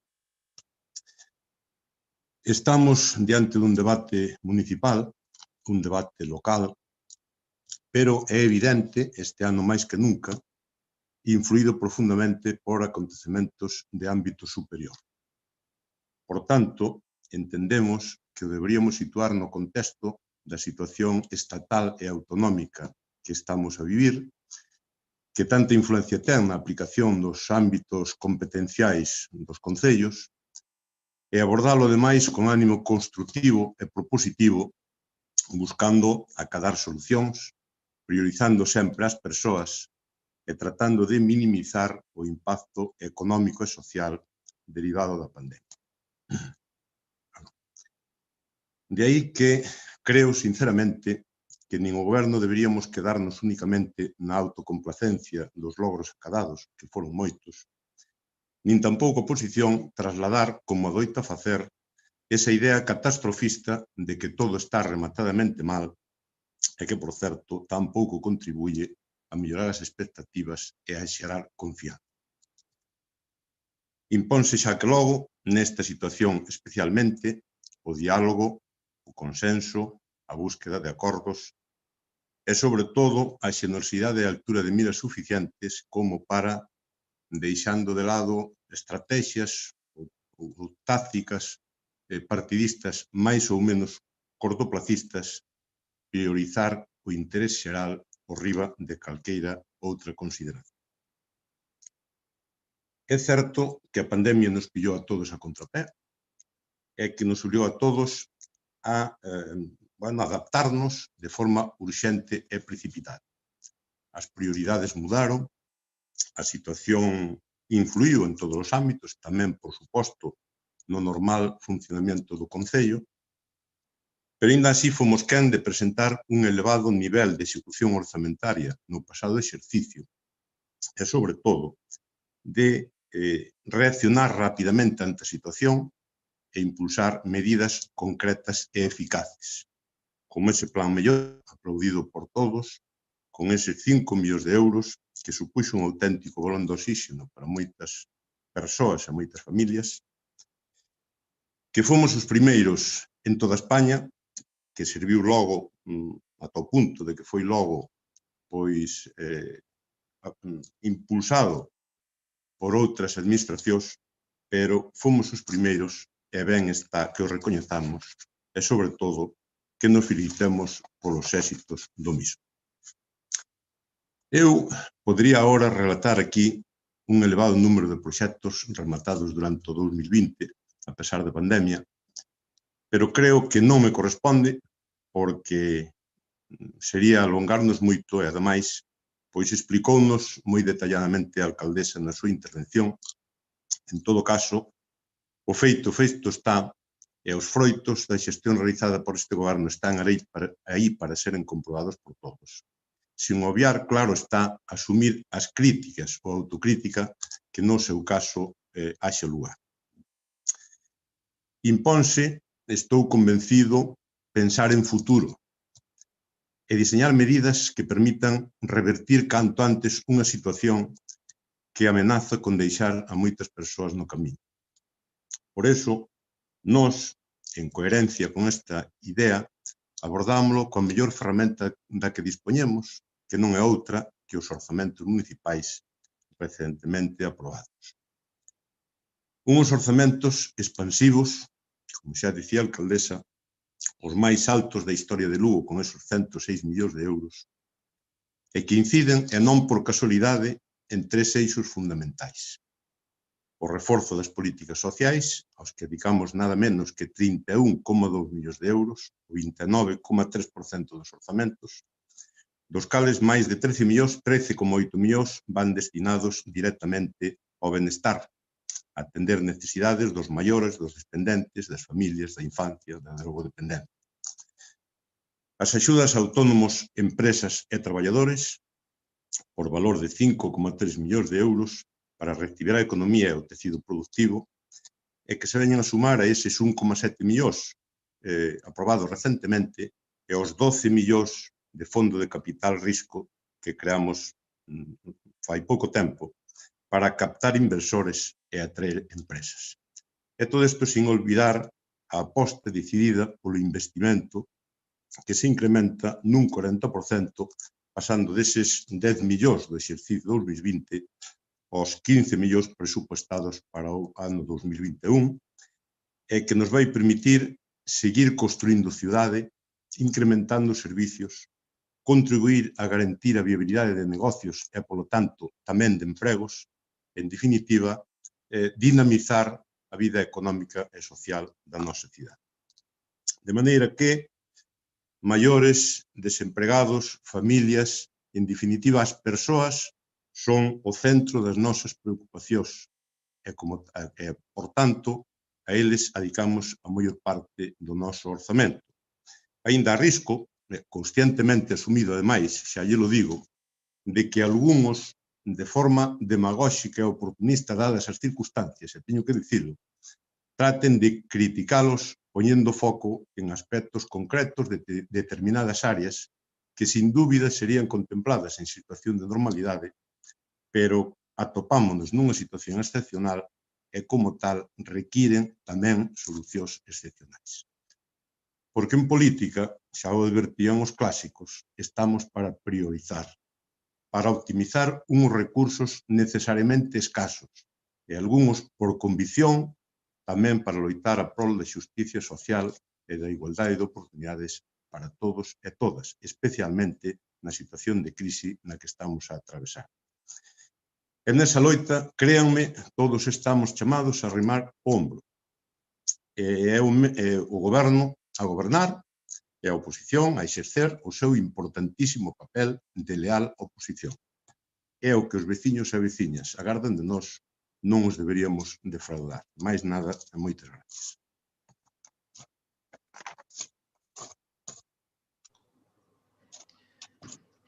Moi ben, pois moitísimas grazas. Continuamos coa última intervención da primeira quenda de intervencións que corresponde ao Grupo Municipal do Partido Popular, don Ramón Carballo, que conta con 15 minutos para ela.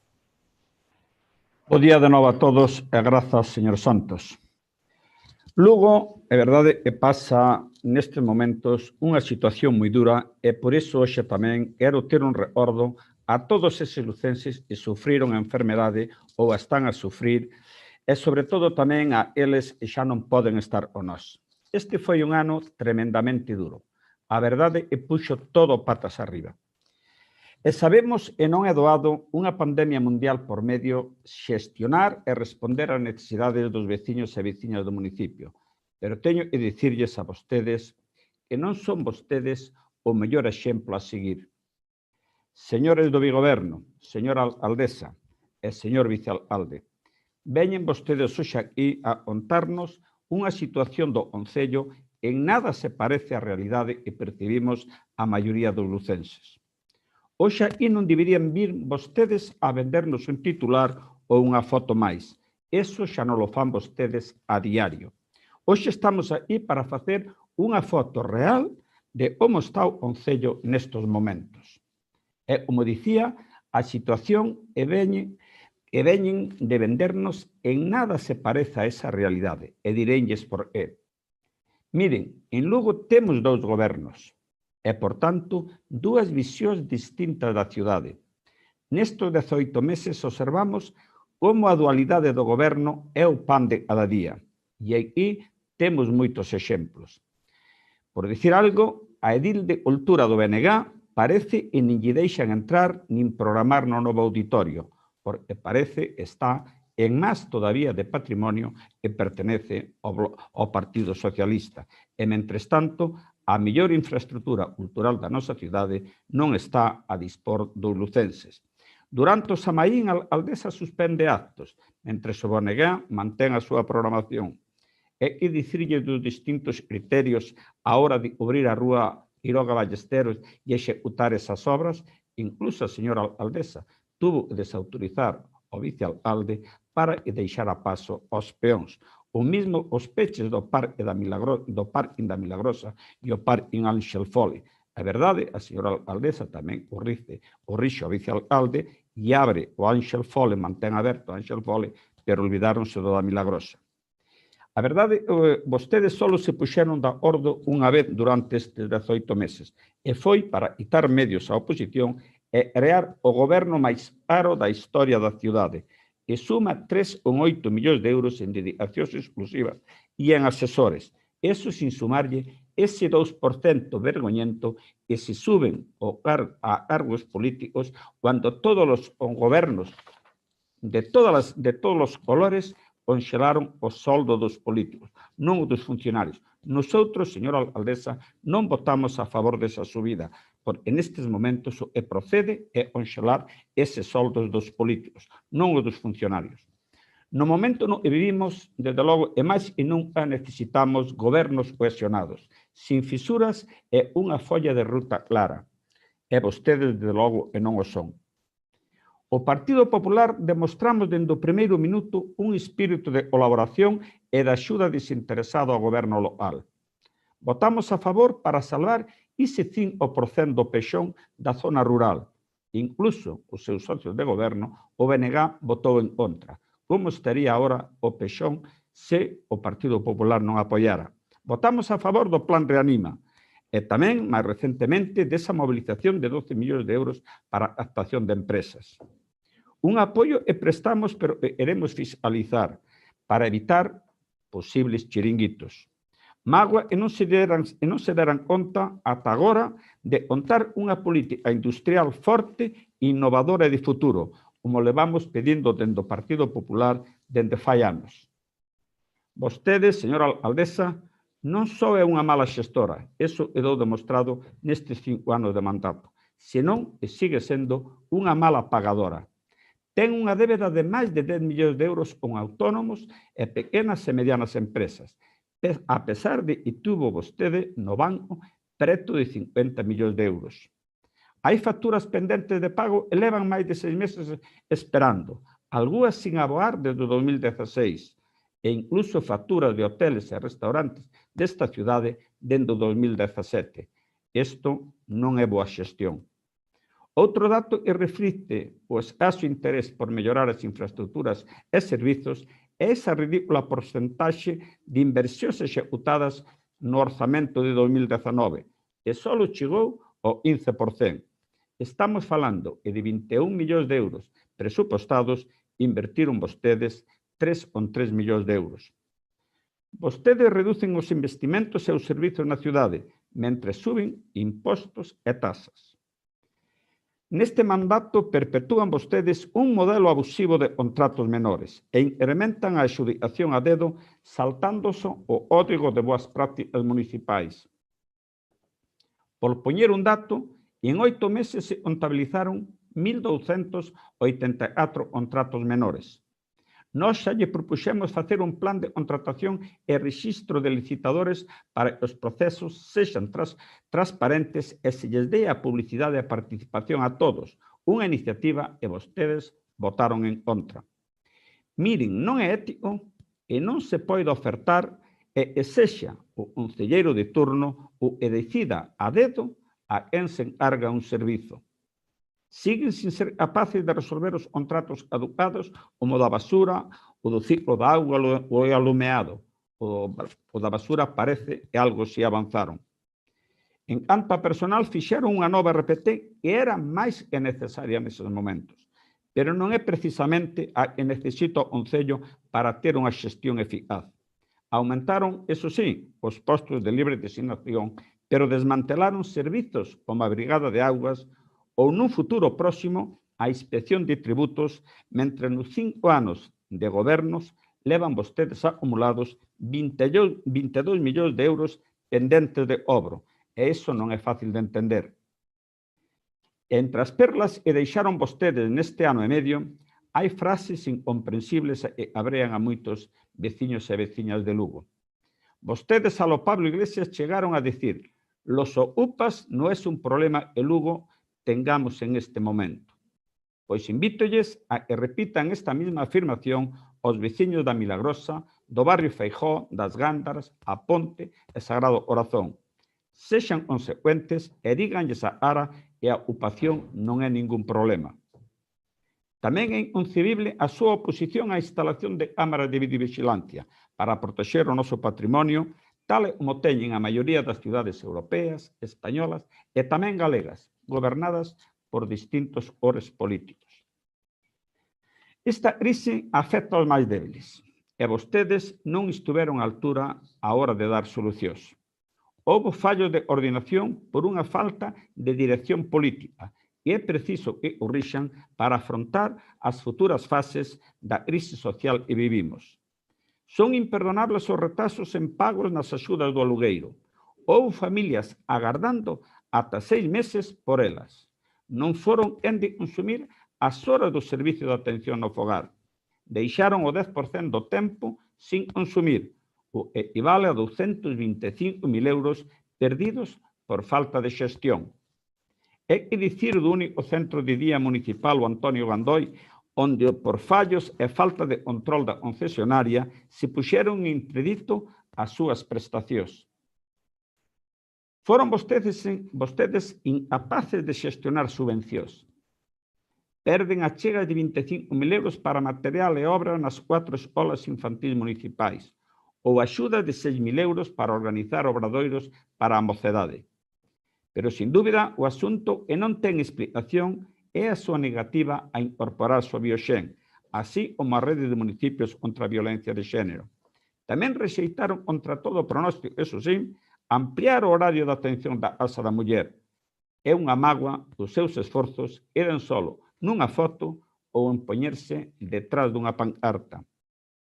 E, señora Méndez, agardamos que ese seu símbolo do proclamado Green Vancouver non sexa outro fiasco como foi o 1000.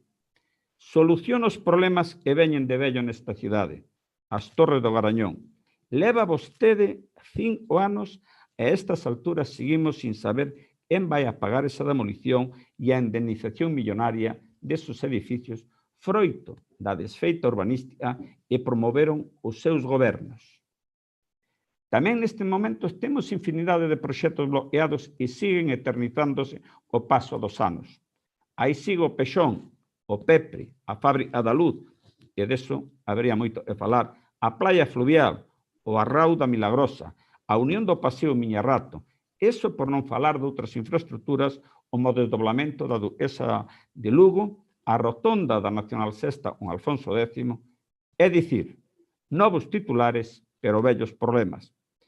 Reconocen, eso sí, e acaban de recoñecer hoxe, esa primeira gran transformación do caso histórico de Lugo veu da mão dos gobernos do Partido Popular. Foi cando verdadeiramente se avanzou na personalización desta cidade. En canto á mobilidade, seguimos sin ver eses resultados da reforma do transporte público, a pesar de hoxe o seu responsable dixo haberíamos nas primeiras semanas do novo ano. Benvida sea, sexo así. Contou o noso apoio nesa comisión e seguirá contando. Pero seguimos os problemas de aparcamentos, dos gorrillas, das plazas ridículas dos parques soterrados. Cando se van a transformar esas plazas de 3 en 2? Nada se avanzou. E iso, o señor Arroxo empezou con moitas forzas, pero parece que se está quedando sin folgo neste momento. E o da hora, eu creo que xa non ten nome. Levamos 5 anos dende a alcaldesa suspendeu de forma unilateral dicindo que en 8 meses daría unha solución. E o único que temos hoxe nas rúas, e iso podemos ver todos os lucenses, é chatarra. E xa se falamos do que se fixeron vostedes na Ronda da Muralla, a pesar de que presumo, señor Arroxo Delo, pecharon o carril ao tráfico de forma chapuceira, intentando perpetuar unha penalización sin ningún consenso nin estudio previo. Tiveron que dar marcha atrás, eso sí, pero parece que non aprenderon e persisten no mesmo erro nese tramo da muralla e agora bloqueo o tráfico. Nosotros compartimos o fondo desta idea. Dixenllo personalmente, compartimos o que non compartimos é as fórmulas. Primeiro hai que facer un estudio e despois os proxectos e poñelos en marcha, pero ter un estudio previo. Tamén teñen vostedes moito a mellorar no tocante á transparencia.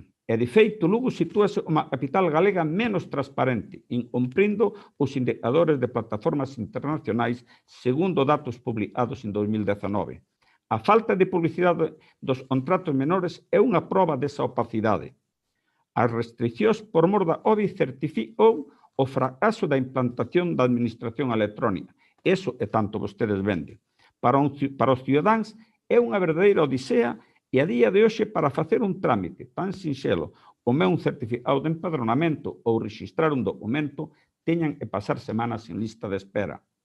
Por iso tamén resulta incomprensible como rexeitaron xestionar que o 010 fora un servicio gratuito. E a súa política turística, desde logo, é inexistente. Proba do seu desinterés foi a pérdida dunha subvención do Ministerio de 43.000 euros para promocionar e difundir a muralla. Algo que tamén quedou reflexado xa no presuposto que vostedes aprobaron a semana pasada, donde dedican 78.000 euros á promoción turística da cidade fronte aos 250.000 nas súas propias promocións. É que dicir dos museos que pechen sin que nin tan siquiera se indique e se publicite que están fora de servicio por obras como aconteceu na Casa dos Mosaicos. Desde logo, o único que vostedes se aplican é no adoctrinamento ideolóxico vinculado a actos culturais. Eso se o aplican. Non se inmutan cando conceden contratos a dedo no 92% das actuacións na rúa feitas dentro do programa de verán. Dos 27 contratos realizados, tan só un pediron 3 ofertas tal como require o Código de Boas Prácticas Municipais. Casualmente tamén seguen contratando a fins como Urdime Sociedade Cooperativa Galega, cuxa responsable foi tamén o número 2 do BNG no Concello de Cerceda. Señores do BNG, en os viu e en os ve. Esta pandemia, dende logo, tamén abre oportunidades para que a zona rural aspire a ser algo máis que un lugar de escapada. E o goberno local ten que ser proactivo para mellorar e potenciar a fixación de población. Pero vostedes, a verdade, votaron en contra dunha iniciativa nosa, nese sentido, que presentamos recentemente. E un dato que nos preocupa é que en 2019 se tardou unha media de 532 días en obter unha licencia no rural para reformar, rehabilitar unha vivenda ou unha explotación gandeira, por non falar dese 5% que seguimos aí. Pero a colección de cacicada no rural tamén deu que falar nestes 18 meses. Quero lembrarlles, bueno, terminou o tempo, continuarei. Moi ben, pois damos comezo agora a segunda rolda de intervencións. Comeza a portavoz do Grupo Cidadáns, dona Olga Louzao, 10 minutos, por favor. Bueno, hoxe vemos aquí dúas fotos absolutamente distintas da cidade de Lugo. É o normal, non esperábamos outra cousa, pero non podemos vender que unha imaxe de Lugo no País das Maravillas cando a realidade, pois por desgraza, é outra. Pero hoxe desde Ciudadanos imos reiterar o noso compromiso coa nosa cidade, defendendo sempre os intereses de cada un dos veciños e veciñas de Lugo e traballando para que as súas demandas e as súas necesidades cheguen como propostas municipais ou como rogos ou como preguntas a este goberno. Do mesmo xeito que seguimos exixindo a este goberno municipal que incorpore dentro das súas prioridades a transparencia e o acceso á información, non solo polo que supón para a fiscalización e control por parte da oposición, senón para que todos e cada un dos nosos veciños poidan acceder a esa información. En todo momento, exercimos o noso traballo co máximo compromiso, coa máxima responsabilidade e co máximo respeto ao goberno municipal e tamén ao Partido Popular como partido da oposición.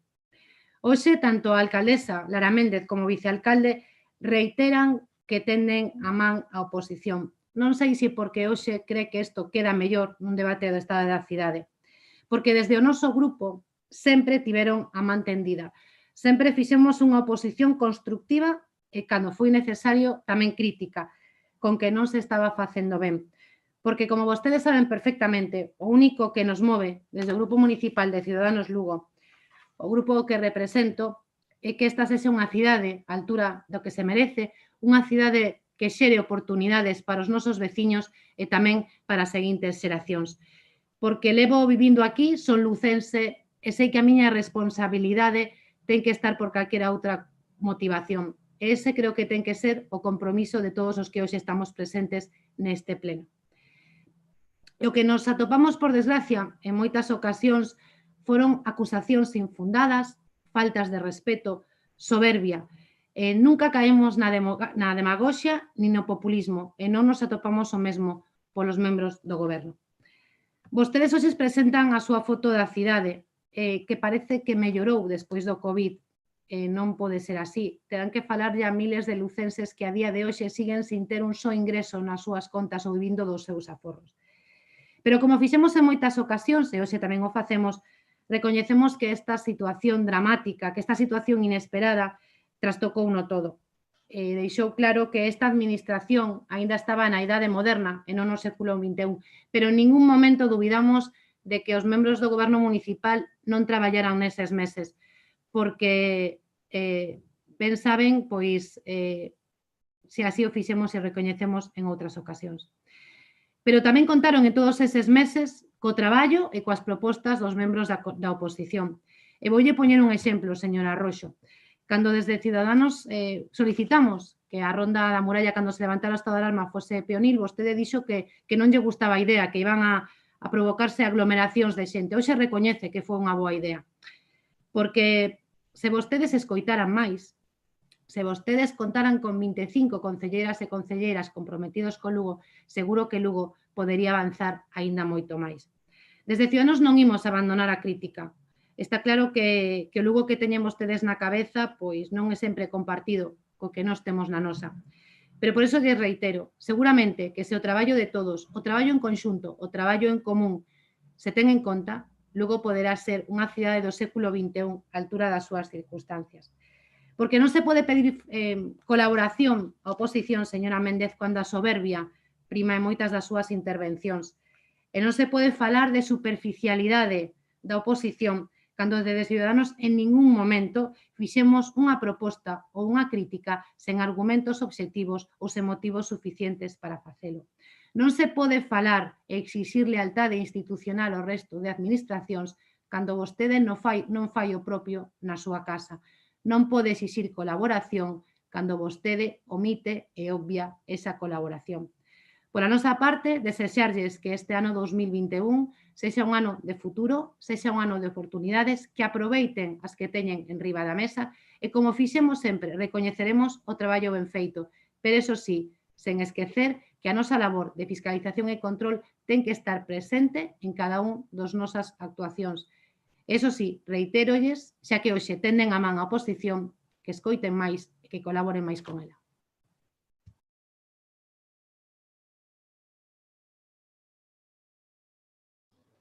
Moi ben, pois damos agora o segundo turno ao voceiro do BNG, don Rubén Arroxo, 10 minutos.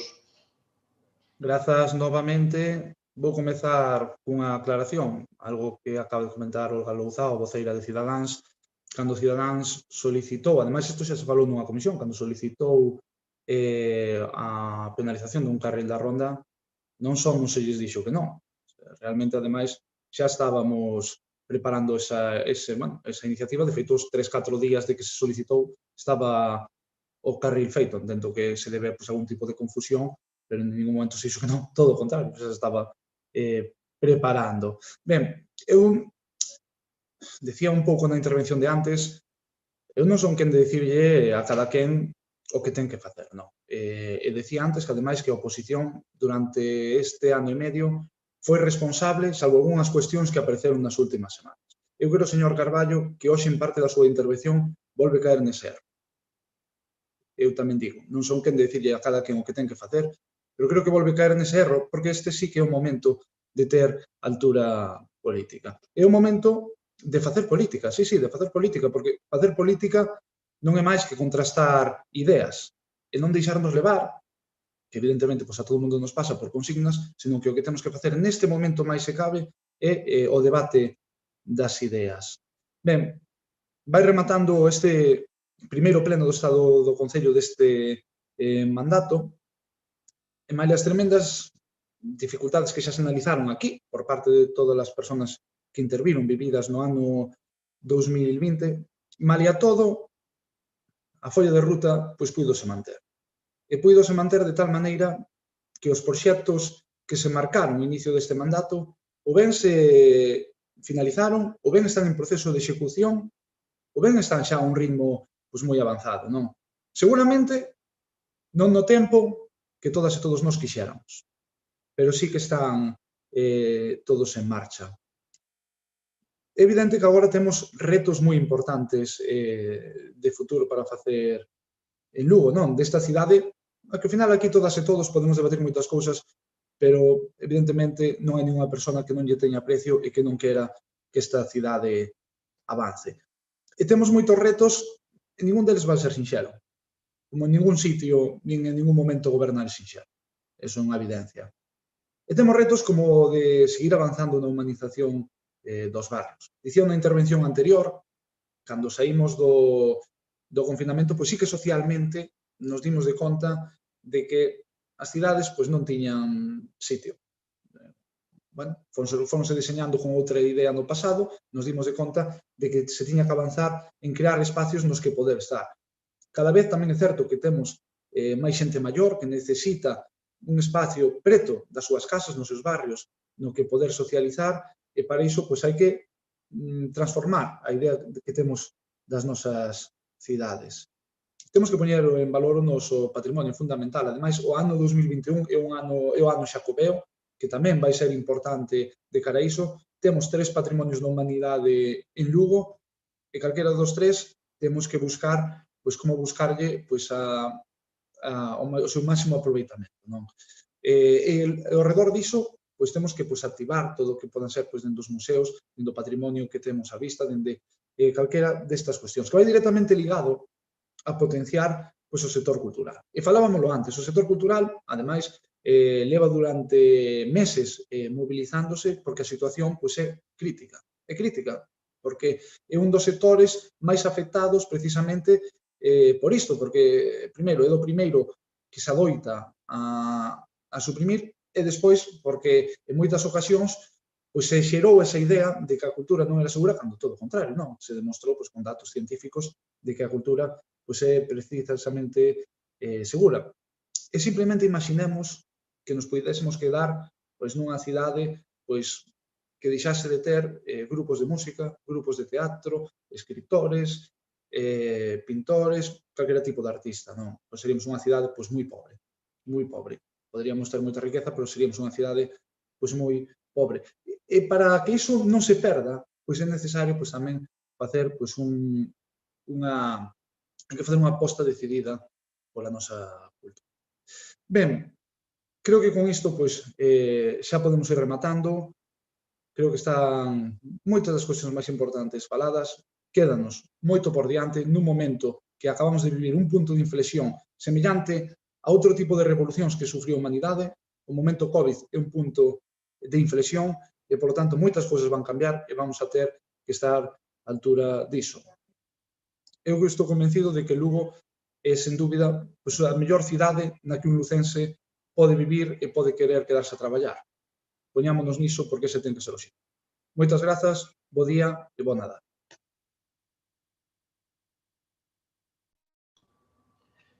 Moitas grazas.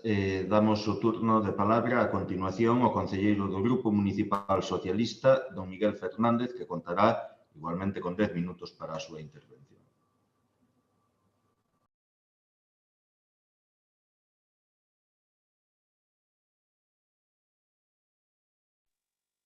Se me escoita? Sí, sí. Se me escoita, que non teño retorno? Sí, gracias. A min non me sorprende, señor Carballo, e dígollo con pesar, o discurso catastrofista e o tono belixerante que empregou neste pleno como expresións como cacicadas propias de outras épocas e de outras administracións, porque o fan habitualmente en cantos plenos e comisións informativas celebramos, é que traslada unha imaxe irreal e absolutamente injusta da nosa cidade.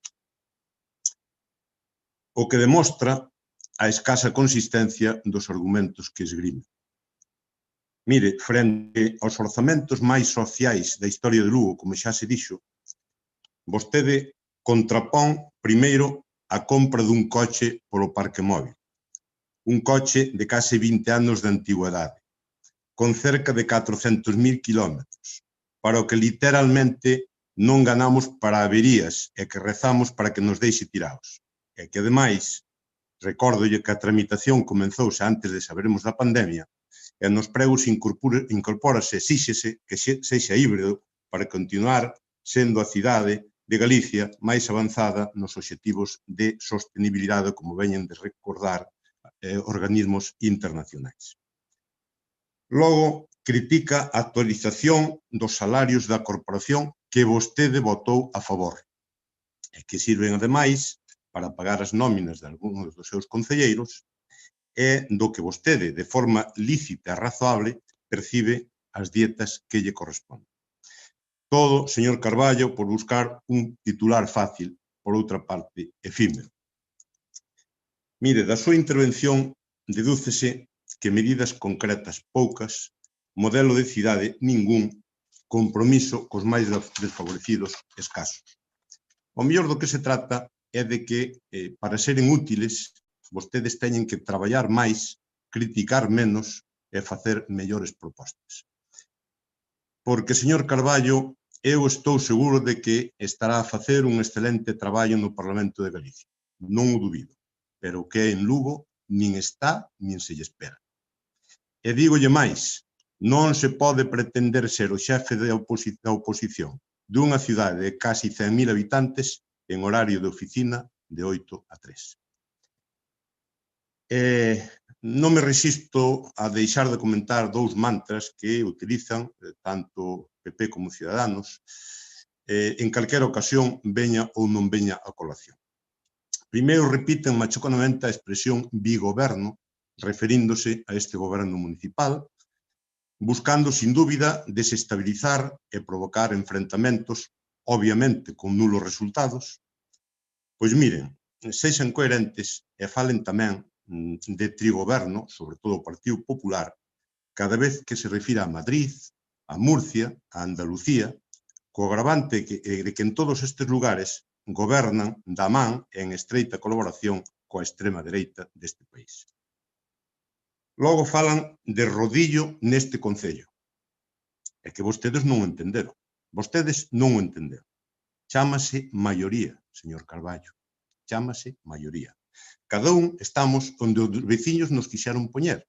E, consecuentemente, cada un ten as competencias que ten. E a oposición correspóndelle fiscalizar a acción do goberno e facer propostas e presentar alternativas.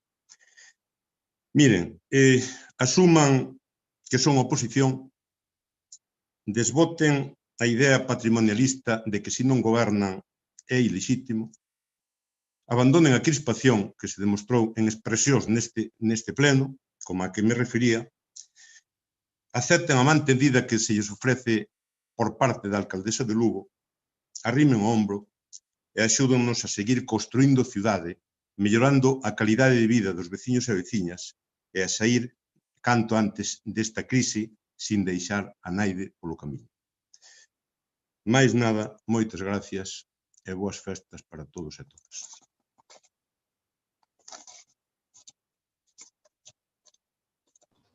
Moi ben, moitas grazas. Corresponde agora o segundo turno de intervención ao voceiro do Partido Popular, don Ramón Carballo, 10 minutos ten tamén. Grazas de novo, señor Santos. Pois mire, señor Fernández, e dábanme aí unha serie de acicadas todavía e relatarlle, porque vostede é o artífice desa política acil, aprendeu vostede do señor Liñares no seu día. Foi un gran maestro aventaxado. Mire, dígolle e quero lembrarlle aí eses 4 veciños de Piugos, cuxas vivendas quedaron excluídas do seu asfaltado, ou a vivenda de Ardoso intentaron deixar fora do proxecto de abastecemento. Algo semellante do que quixeron facer tamén en Paredes e Amaus. Pero a gota que nos colmou o vaso foi o peche de preto de 7 escolas rurais e funcionaban como centros de convivencia. Un seguinte despido desos traballadores eran persoas con dificultades de inserción laboral. E iso a señora alcaldesa dixo iba a manter os traballos durante a pandemia e non iba a ir naida alle. Pero, bueno, vostede dirá. E en canto aos soldos, repítolle, señor Fernández, os soldos non lle son os dos funcionarios.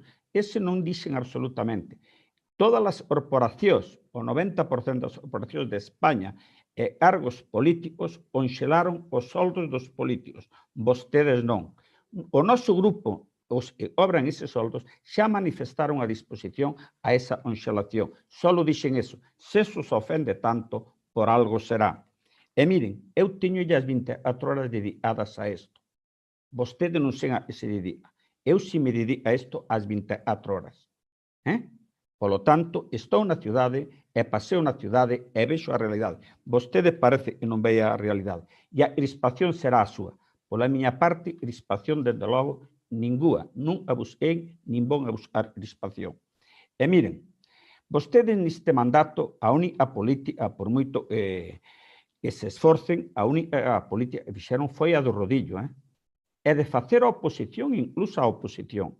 Non a buscaron consensos, nin chegar a ordos.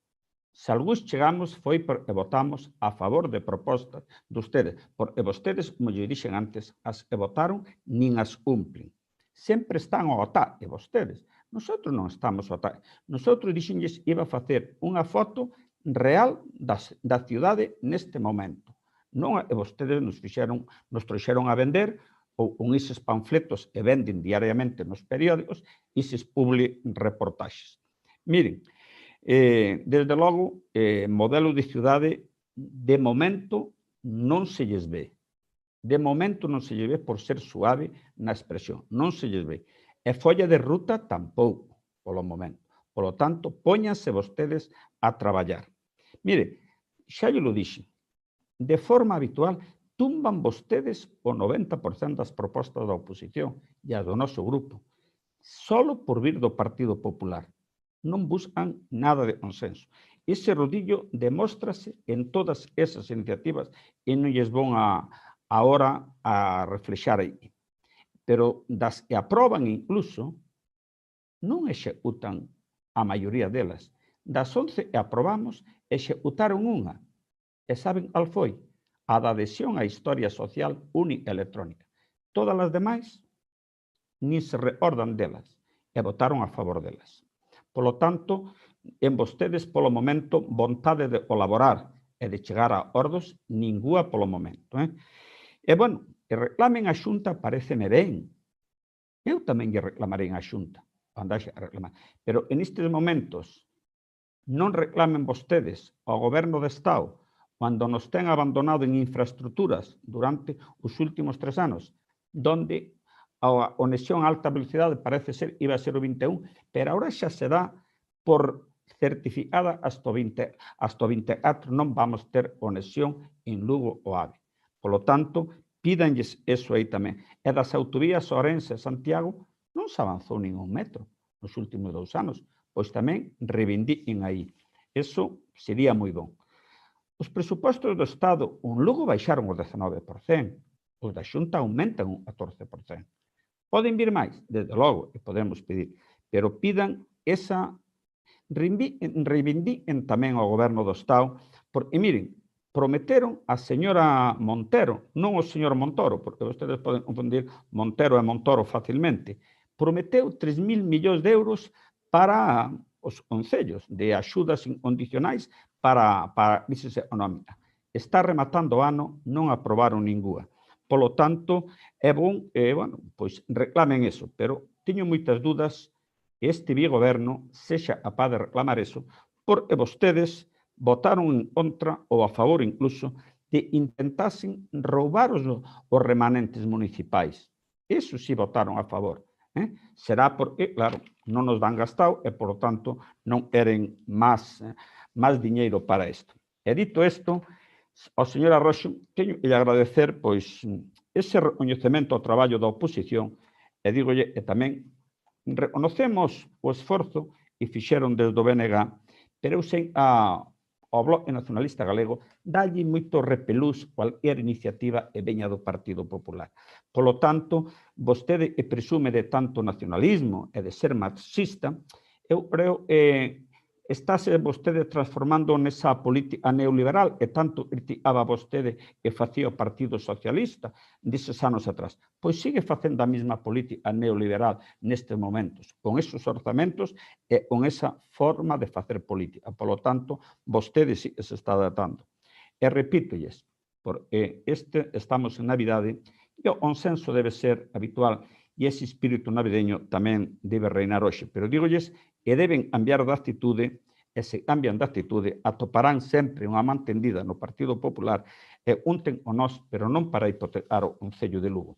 E lles digo que nosotros reconocemos un ano complicado. Foi un ano moi complicado. E recoñezo certos esforzos que se fixeron. Algo. Ahora, hai moito por recorrer neste momento.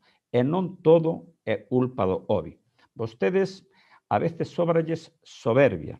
Sexan máis humildes, aprendan a escoitar e algo da oposición tamén teremos ideas positivas. E recórdolles que o Partido Popular ganou as eleccións. Somos a forza maioritaria neste Concello.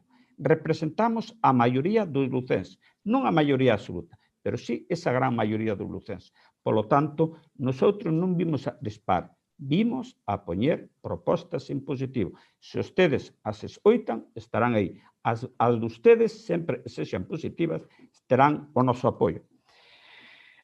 Para rematar, bueno, pois, como dixen, eran meses moi duros todavía, pero iría pedirlles, como dixen antes, agora estamos no Nadal e aproveitando este espírito, muden esa actitude, deixen o sectarismo e non lles produza tanto repelús o Partido Popular e vayan ao diálogo político útil, que sea fértil, e aí van nos atopar sempre. Con esa actitude, o Partido Popular, desde logo, vai estar sempre aí. E agora, para despedirme, pois, iría aproveitar para desexar felices festas a toda a corporación, aos traballadores do Concello, a todos os que nos siguen polas redes, á prensa que nos atende habitualmente e tamén desexar o mellor 2021. Esta pandemia poda ser historia a partir de 2021. Disfrutemos da familia, dos amigos, pero, como sempre, un sentidiño. Bo Nadal e grazas. Ben, pois moitas grazas. Unha vez escoitados os grupos da corporación a través dos seus voceiros, sen prescindir previamente de agradecerlles a todos eles a boa observancia da aplicación dos tempos de intervención e o tono mantido durante o debate, aproveitando para felicitar a todos estas datas de confraternidade e de esperanza de cara ao ano novo. Camiñamos cara á reta final deste debate do estado da cidade coa intervención de peche de clausura que corresponde á excelentísima alcaldesa do Concello de Lugo, dona Lara Méndez.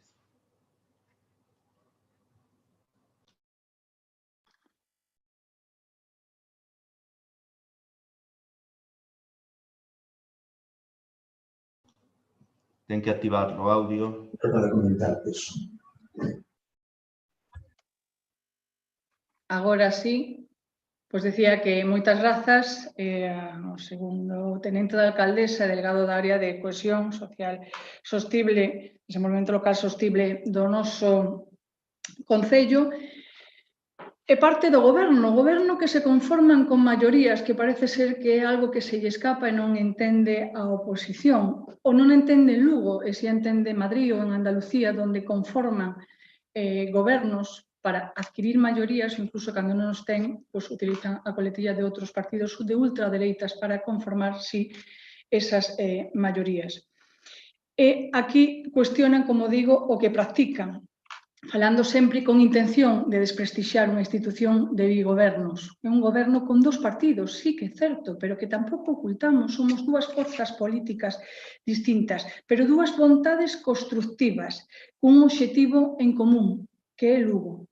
Igual que no mandato pasado había un pentapartido destructivo que o único que tiña na boca era un non como resposta ás accións de goberno.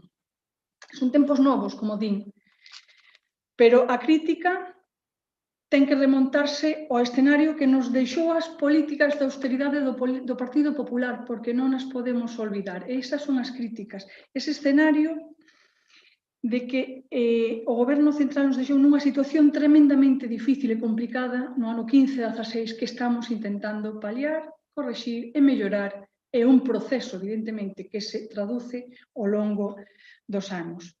Dúas forzas políticas que chegamos a acordo con un goberno con un acordo programático, porque eu estiven sempre disposta a pactar con forzas de esquerda para chegar a gobernos.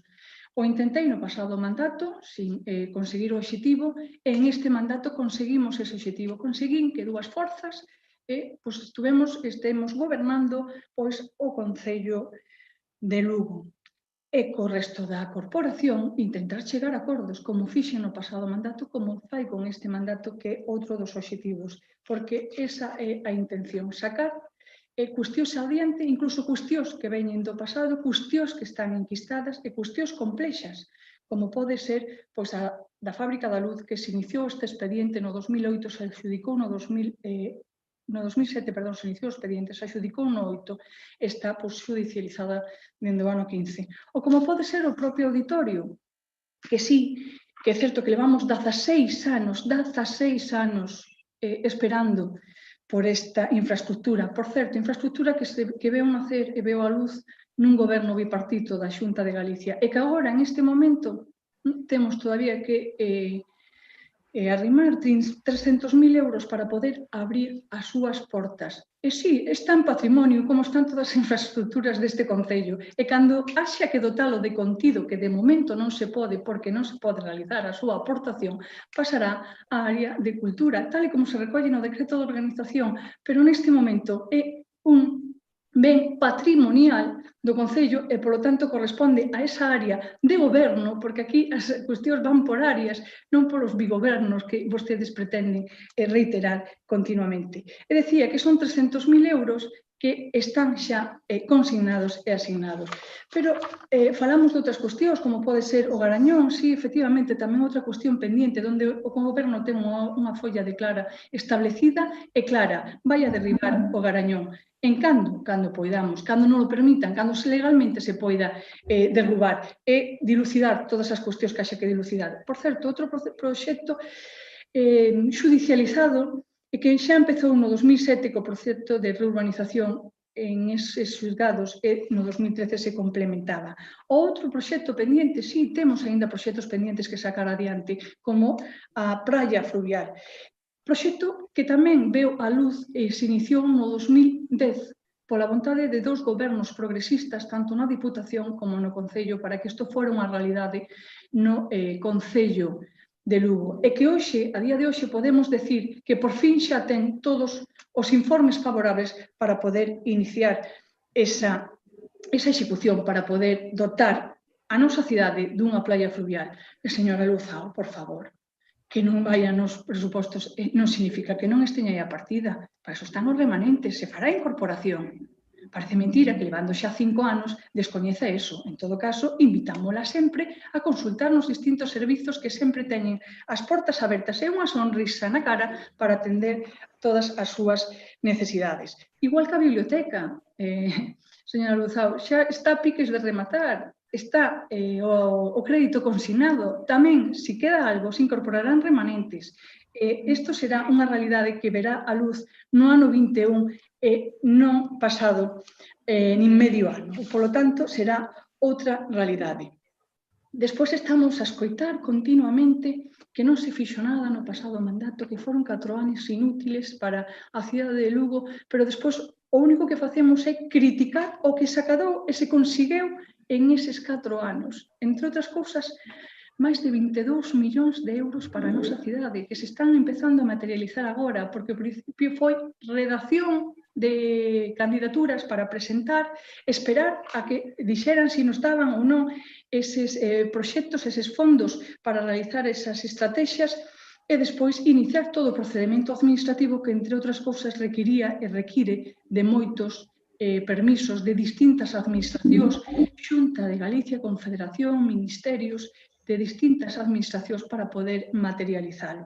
En iso estamos, que ademais eses fondos, eses 22 millóns de euros acadados no pasado mandato que se materializarán esas estrategias é o que está a desenvolver o noso modelo de cidade, que, por certo, dicen que non hai e non paran de criticalo, que se o Lugo Vancouver, que se o Lugo Sostible, que se o Lugo Verde, que se o Lugo transforma esa estrategia de 12 millóns que vai a complementar ese modelo de cidade e que non temos modelo de cidade, que non temos proxecto. Eu o que non escoitei aínda a día de hoxe é o proxecto e o modelo de cidade da oposición, salvo as críticas ao noso. En todo caso, aqueles que señan constructivas, benvidas sexan, porque todo suma e todo incorpora. Pero falábamos deses 22 millóns en este último mandato, os que, entre outras cousas, porque non falamos do casi millón que recibimos do Fondo Social Europeo para políticas activas de emprego ou para outro tipo de iniciativas. Isto dentro das estrategias que estamos a desenvolver. 3,5 millóns simplemente este ano a través do IDAI. E seguiremos captando fondos. E xa estamos traballando e preparando os fondos de reconstrucción porque estamos pensando xa en Lugo a medio e largo plazo de maneira inmediata para salir desta situación tan terrible, tan difícil, pero traballando a medio e largo plazo. E se concretamos un poquinho máis cada un deses fondos, falamos do Smart City. Que dice vostede que é a administración, pero se a administración, a implantación da administración se contemplaba en ese proxecto, no Smart City, que lle recordo, señora Louzao, por se non o sabe ou non se acorda, que tamén é traballo da oposición refrescar todas estas actuacións, que finalizaba no mes de outubro deste ano. E digo finalizaba porque hai unha prórroga ata marzo do 21, prórrogas que sempre teñen estas estrategias europeas. Por lo tanto, se implementou en tempo e forma, ainda estamos a tempo de eses últimos retoques que poidan quedar coa ampliación deste plazo. Por certo, foi concedido no 2016, non no 2017, como decía, e, polo tanto, desde o 16 hasta o 20, o que estuvemos é implementando todas esas accións cos distintos procedementos administrativos, que en algún caso, polo importe, nos vamos ás aras a procedimentos armonizados, que iso sabe que dilata tamén os tempos, e esos tempos hai nos que pasar, polo tanto, os proxectos son a mandatos, e os instrumentos que temos son anuales en moitos casos, ou a grandes plazos que superan os mandatos. Os anuales, presupostos, a grandes plazos ou grandes estancias que superan o mandato, pois o Lugo transforma 12 millóns de euros para activar e captar inversións. Estes, Smart City, pois, do 16 hasta o 20 estaba inicialmente o plazo de execución aprobado e ampliado, xa digo, hasta o 21. Igual co LIFE, que estamos a piques de finalizar e nos vamos e cumprimos, estamos cumprindo. En este xa hai unha prórroga concedida e se está a desenvolver o Impulsa Verde, este edificio referente mundial, ainda que aquí non o queiramos reconocer, ou a oposición, porque en Lugo sí que o recoñecen afortunadamente, e os sectores que lle afecta moitísimo máis. Créame, señores da oposición, señora Louzao, señor Carballo, créame que os sectores vai se o reconocen e moito con este proxecto, con esta estrategia de cidade, donde é un referente mundial, donde tuvo, como xe dixen na primeira intervención, moitísimas repercusións, e, sobre todo, en 30 delas que no ámbito científico, e iso, evidentemente, pon en valor pois, o proxecto e, polo tanto, a cidade.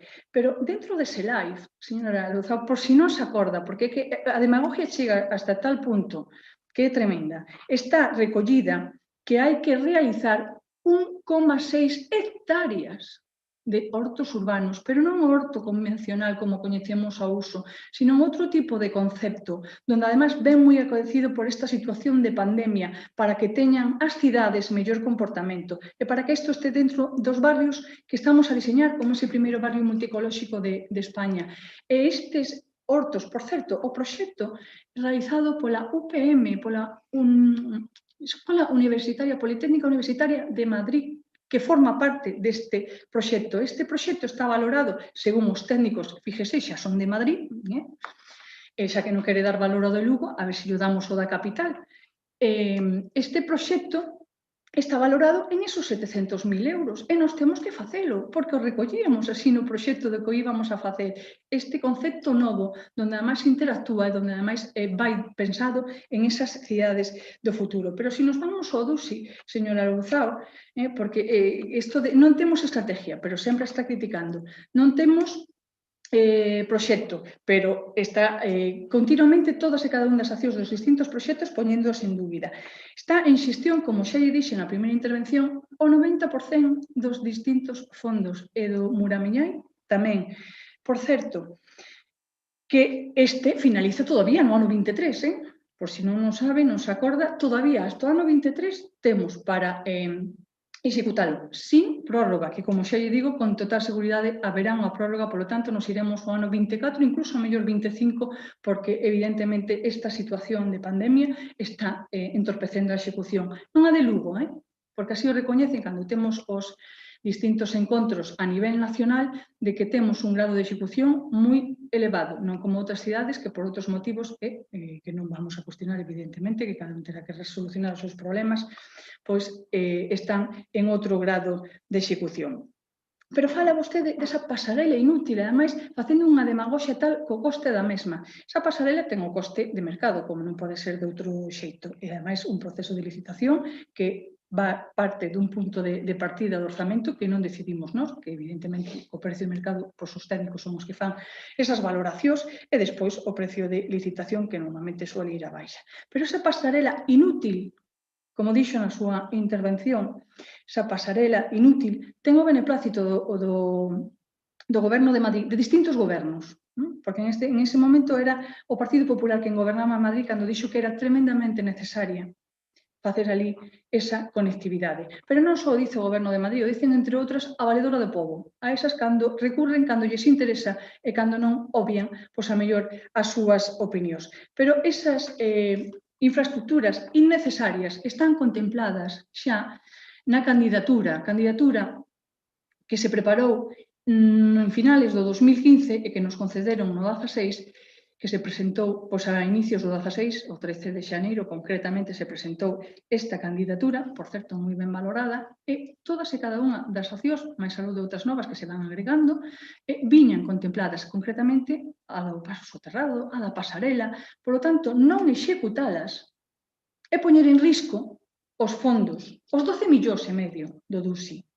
Por tanto, esa demagogia que pode facer e causar tanto daño á cidade, creo que deberíamos medirnos todos moito con estas afirmacións. Entón, temos que executalo, primeiro, porque é necesario, segundo, porque querimos en elo, terceiro, porque o presentamos na candidatura dos fondos europeos e cuarto, porque é unha demanda social da nosa cidade, que o están demandando moitos veciños e veciñas e por eso iba precisamente en esa candidatura.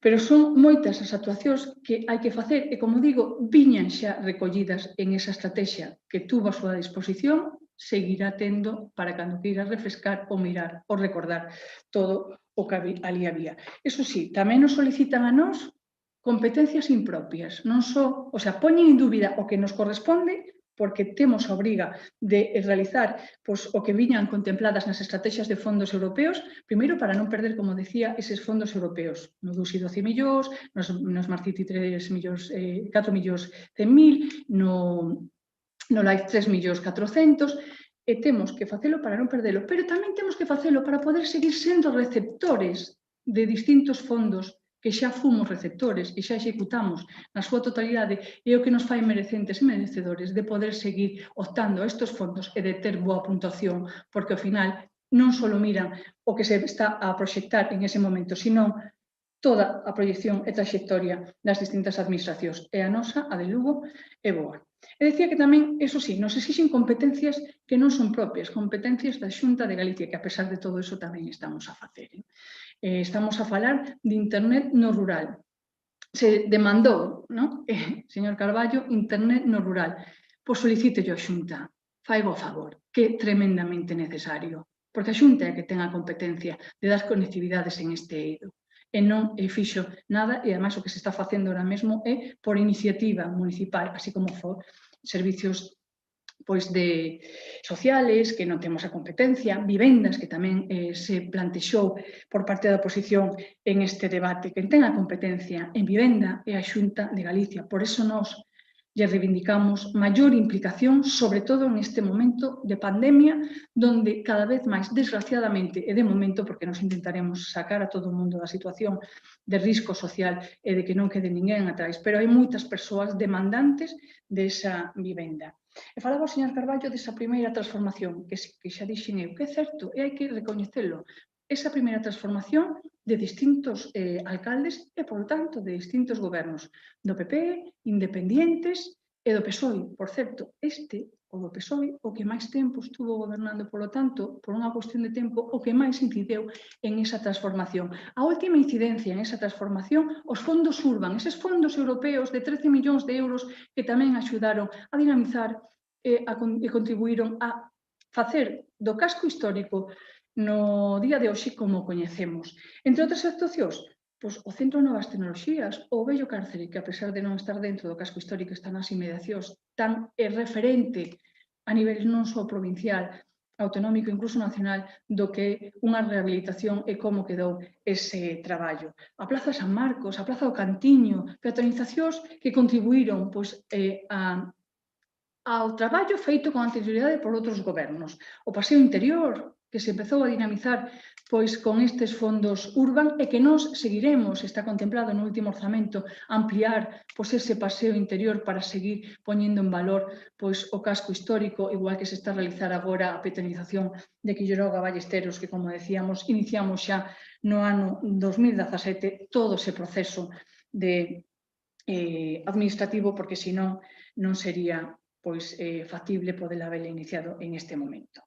Falamos do rural, falamos de cacicadas, e nos quedamos coa anécdota, que pouca altura de miras, que pouca visión. Lle dixe na primeira intervención que no rural temos invertido 2 millóns de euros, e despois nos quedamos coa anécdota de que si unha empresa que estaba prestando un servicio, pois agora deixou de prestalo transitoriamente, como xa lle contamos, como xa lle anunciamos, e deixou de facelo, ademais, porque se acabou o contrato, non porque nós prescindíramos dos servicios, porque cando foi o confinamento estaba dentro deses 700 traballadores e, por tanto, 700 familias as que lle chegaron esa iniciativa que puso en marcha o Concello. Pero, claro, se se agota e acabou o contrato e agora mesmo non se pode realizar porque así nos lo indican as autoridades sanitarias, non por vontade deste goberno nin deste Concello, pois evidentemente se está traballando nun novo prego que atenda as necesidades reales desta situación. E non estamos privatizando os servizos, estamos mellorando a prestación dos mesmos, moitas veces, pois, tendo que ir a empresas externas que prestan este servicio para mellorar a calidade, porque en moitos casos non temos capacidade, incluso cos poucos recursos humanos que temos no Concello de poder prestalos, nin temos a capacidade tampouco de ter a maquinaria necesaria para poder prestalos, pero nin nós, nin ningún outro Concello, nin os que goberna Ciudadanos e o Partido Popular tampouco, porque parece que se poñen unha venda e critican aquí o que fan en outros concellos, incluso en outros concellos sí privatizando. E aquí non está privatizado ningún servicio, non está privatizado o servicio da auga. Ten unha empresa de apoio para atender rapidamente as necesidades dos veciños e das veciñas. E aí seguiremos traballando. E seguiremos dotando de persoal e seguiremos intentando reforzar as estructuras municipales a través desa RPT aprobada, a través das OPEs que estamos sacando, a do 15 ao 16 xa está completa, casi a do 17. Estamos traballando para seguir dimensionando o noso Concello a nova realidade. Pero falan despois de tender a mão e non foron capaces, nin no momento máis difícil que está vivindo a nosa cidade, que non hai parandón desta pandemia mundial, que nos temos que remontar a 100 anos atrás para ter algo similar en outro contexto, en outra situación, en ese momento de dificultade e tal, non foron capaces nin de levantar a mão para aprobar os orzamentos. Non foron capaces os orzamentos da recuperación, expansivos e solidarios. Que eu podo entender que cada grupo teña un orzamento distinto, que é lexítimo, que é lícito. Hai distintas ideoloxías, hai distintos plantexamentos, polo tanto, é lexítimo e lícito. Pero se en esta ocasión de dificultade tal non teñen a capacidade de levantar a mão para sumar e arrimar o ombro, salvo en aquelas cuestións que por vergoña xa non se atreven a decir que non, que lle trasladan aos cidadáns de Lugo. Que mau tendida. Porque en estes orzamentos, igual que nas modificacións de crédito, se recollen cuestións que xa foron aprobadas no pleno e, polo tanto, que é aí onde teñen vostedes a capacidade de aportar e que esas aportacións se teñen en conta e seguiremos tendo en conta. Porque cantos máis aportacións haxa, e sobre todo as que enriquecen a cidade, mellor lle irá a Lugo. Falan de pago a proveedores, cando lle dixemos 18 millóns en 2 meses, 54 millóns no que vai de ano. Con un período medio de pago moi pouco por encima dos 11 días. Por lo tanto, donde hai datos, creo que sobran palabras. E hai alguna factura atrasada? Sí, evidentemente. En algún caso pode ser culpa nosa. Intentamos remedialo. En algún caso, pois, é culpa incluso de quen rexistra a factura en este ano, como algunhas que se están a pagar das que fixeron mención, pero se obvian esa parte. É dicir, é unha factura do 2017? Sí. Cando se rexistrou? En novembro do 20. Dice, oiga, pois mire se a pagamos rápido. E claro, ten que ir a un reconocimiento extrajudicial de crédito, porque non está pagado no ano en curso, onde se fixo o gasto ou a actuación ou a actividade ou outras cuestións do Concello. Pero aí tamén hemos mellorado e moito seguiremos traballando para mellorar esta situación. E nos quedamos coa anécdota e intentando desvirtuar algo que de inicio ainda nin coñecen con exactitude, porque lle avanzaban antes que teremos para a semana que ven unha xunta de portavoces para falar desa estrategia Lugo Transforma, e o señor Carballo xa está falando de chiringuitos. Isto é un fondo, non un chiringuito. E o fondo ten unha regulación moi concreta, que non a vai a decidir nin a alcaldesa de Lugo, nin o goberno de Lugo. Corrixe a legislación vixente. É un fondo de inversión, un fondo de emprendemento, un fondo de captación para ter emprego, para ter futuro na nosa cidade, que é o que pretendemos. E, por lo tanto, xa desde o descoñecemento xa é capaz o portavoz do grupo mayoritario, como sí, é certo, e se recoñece sempre, da oposición, falar de chiringuitos. Aquí non hai ningún chiringuito. E hai instrumentos que axuden a dinamizar a nosa cidade. E seguiremos traballando para mellorala. E temos a creación dun rexistro de licitadores que falaba o señor Carballo, ou a elaboración dun plan anual de contratación que tamén citaba o señor Carballo, que está en trámite e se recolle no plan de acción.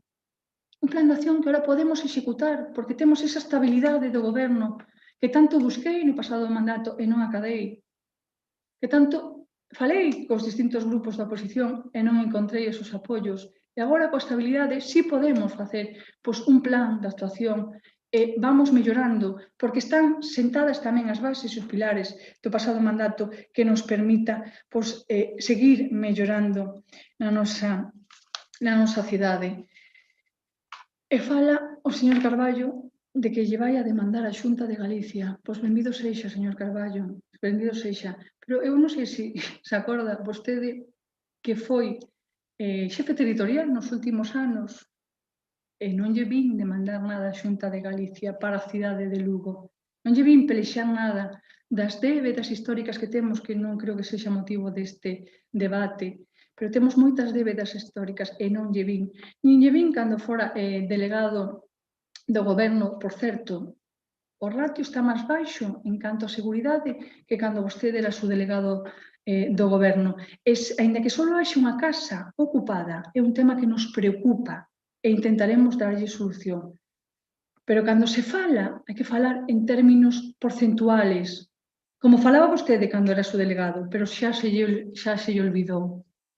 Agora non se acorda vostede desto. Ou as infraestructuras que agora está reivindicando porque son do Estado e cando era vostede subdelegado tampouco reivindicaba.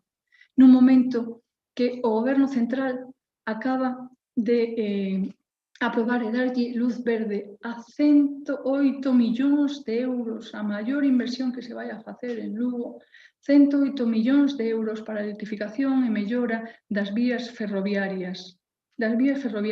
En 7 anos do seu goberno, nada, incluso, por recordar simplemente, a intermodal que había deixado o anterior ministro de Fomento, Pepe Blanco, a meteu a súa ministra, a señora Pastor, nun caixón. Pero hoxe non toca. Hoxe non toca falar de débedas do Goberno Central e do Goberno Autonómico. Por certo, eu lles reivindico ao Goberno Central, a pesar de que agora está gobernando o meu partido, eu lles reivindico ao Goberno Autonómico e ao Goberno ao Partido Popular, porque eu non lle pido aos partidos, lle pido ás institucións e lle pido para Lugo, porque ese é o noso obxectivo, Lugo. Que queremos? Que Lugo siga medrando, que Lugo siga crecendo, que Lugo teña capacidade de futuro e que el Lugo sexa a cidade onde os nosos fillos e as nosas fillas escollan realizar o seu proxecto de vida. E se non o fan, que sexa por unha opción, porque prefiren outras, ou lle sale outras cuestións que entenderon que era mellor para a súa carreira profesional ou persoal. E, por lo tanto, que sexa sempre optativo e nunca unha imposición. E por iso eu volvo a decir e quero finalizar tendéndolles novamente a mão, pedíndolles o apoio neste camiñar, cando menos en esta terrible situación que nos está tocando vivir. É necesario rebaixar os niveles de confrontación e tamén a superficialidade extrema no debate, como vimos en algún caso, en algún momento, en este mesmo debate. Debemos de aparcalas e debemos de sumar forzas. Este balance dos últimos 18 meses, máis aló de erros que sempre pode haber na condición humana, é un balance moi satisfactorio, porque creo que estamos, como decía, diante dunha institución que fomos capaces de ocuparnos do importante e do urxente, que non é fácil, pero fomos quen. E fomos quen de facer unha xestión eficaz para preparar as bases de Lugo, para que Lugo saia desta recuperación máis forte, máis orgulloso do seu, máis concienciado do enorme valor e as grandes potencialidades que temos como cidade, e ese é o noso obxectivo. E finalizo, en primeiro lugar, agradecendo novamente aos traballadores e traballadoras municipais ese esforzo inmenso que fixeron durante os 18 últimos meses, os primeiros do mandato, pero sobre todo durante estes últimos 10 meses de pandemia, ese esforzo incluso persoal que vai máis aló da parte profesional a todos e cada un, e se me permiten, aqueles que foron servizos esenciales de maneira máis directa, os servizos esenciales do Concello, así como a atención sanitaria, atención farmacéutica, que fixeron posible e siguen facendo posible que saiamos canto antes desta situación. O sector agroalimentario, a limpeza, os servizos sociales, as forzas e corpos de seguridade, en especial, evidentemente, como alcaldesa me compre dicilo, a policía local, a protección civil, o servicio de bombeiros, así como os transportistas e demais profesionales dos servicios esenciales. E, como non, os veciños e veciñas de Lugo, ese gran patrimonio que temos, porque o mellor patrimonio da nosa cidade son os veciños e veciñas de Lugo. A quen lles desexo, no meu nome, no nome de toda a corporación, trasladando tamén esta mensaxe a todos os membros da corporación e traballadores municipales, unhas felices festas distintas, pero felices festas na que podamos disfrutar dos nosos seres queridos ben presencialmente, ben telemáticamente, destos días entrañables e que eso nos dé maior forza, ilusión para afrontar un futuro incerto todavía, un futuro difícil todavía, pero un futuro ilusionante, cheo de proxectos, no que eu quero contar cos 25 membros desta corporación para seguir traballando por e para Lugo, por e para os nosos veciños. Felices festas e moi bo día a todos e todas.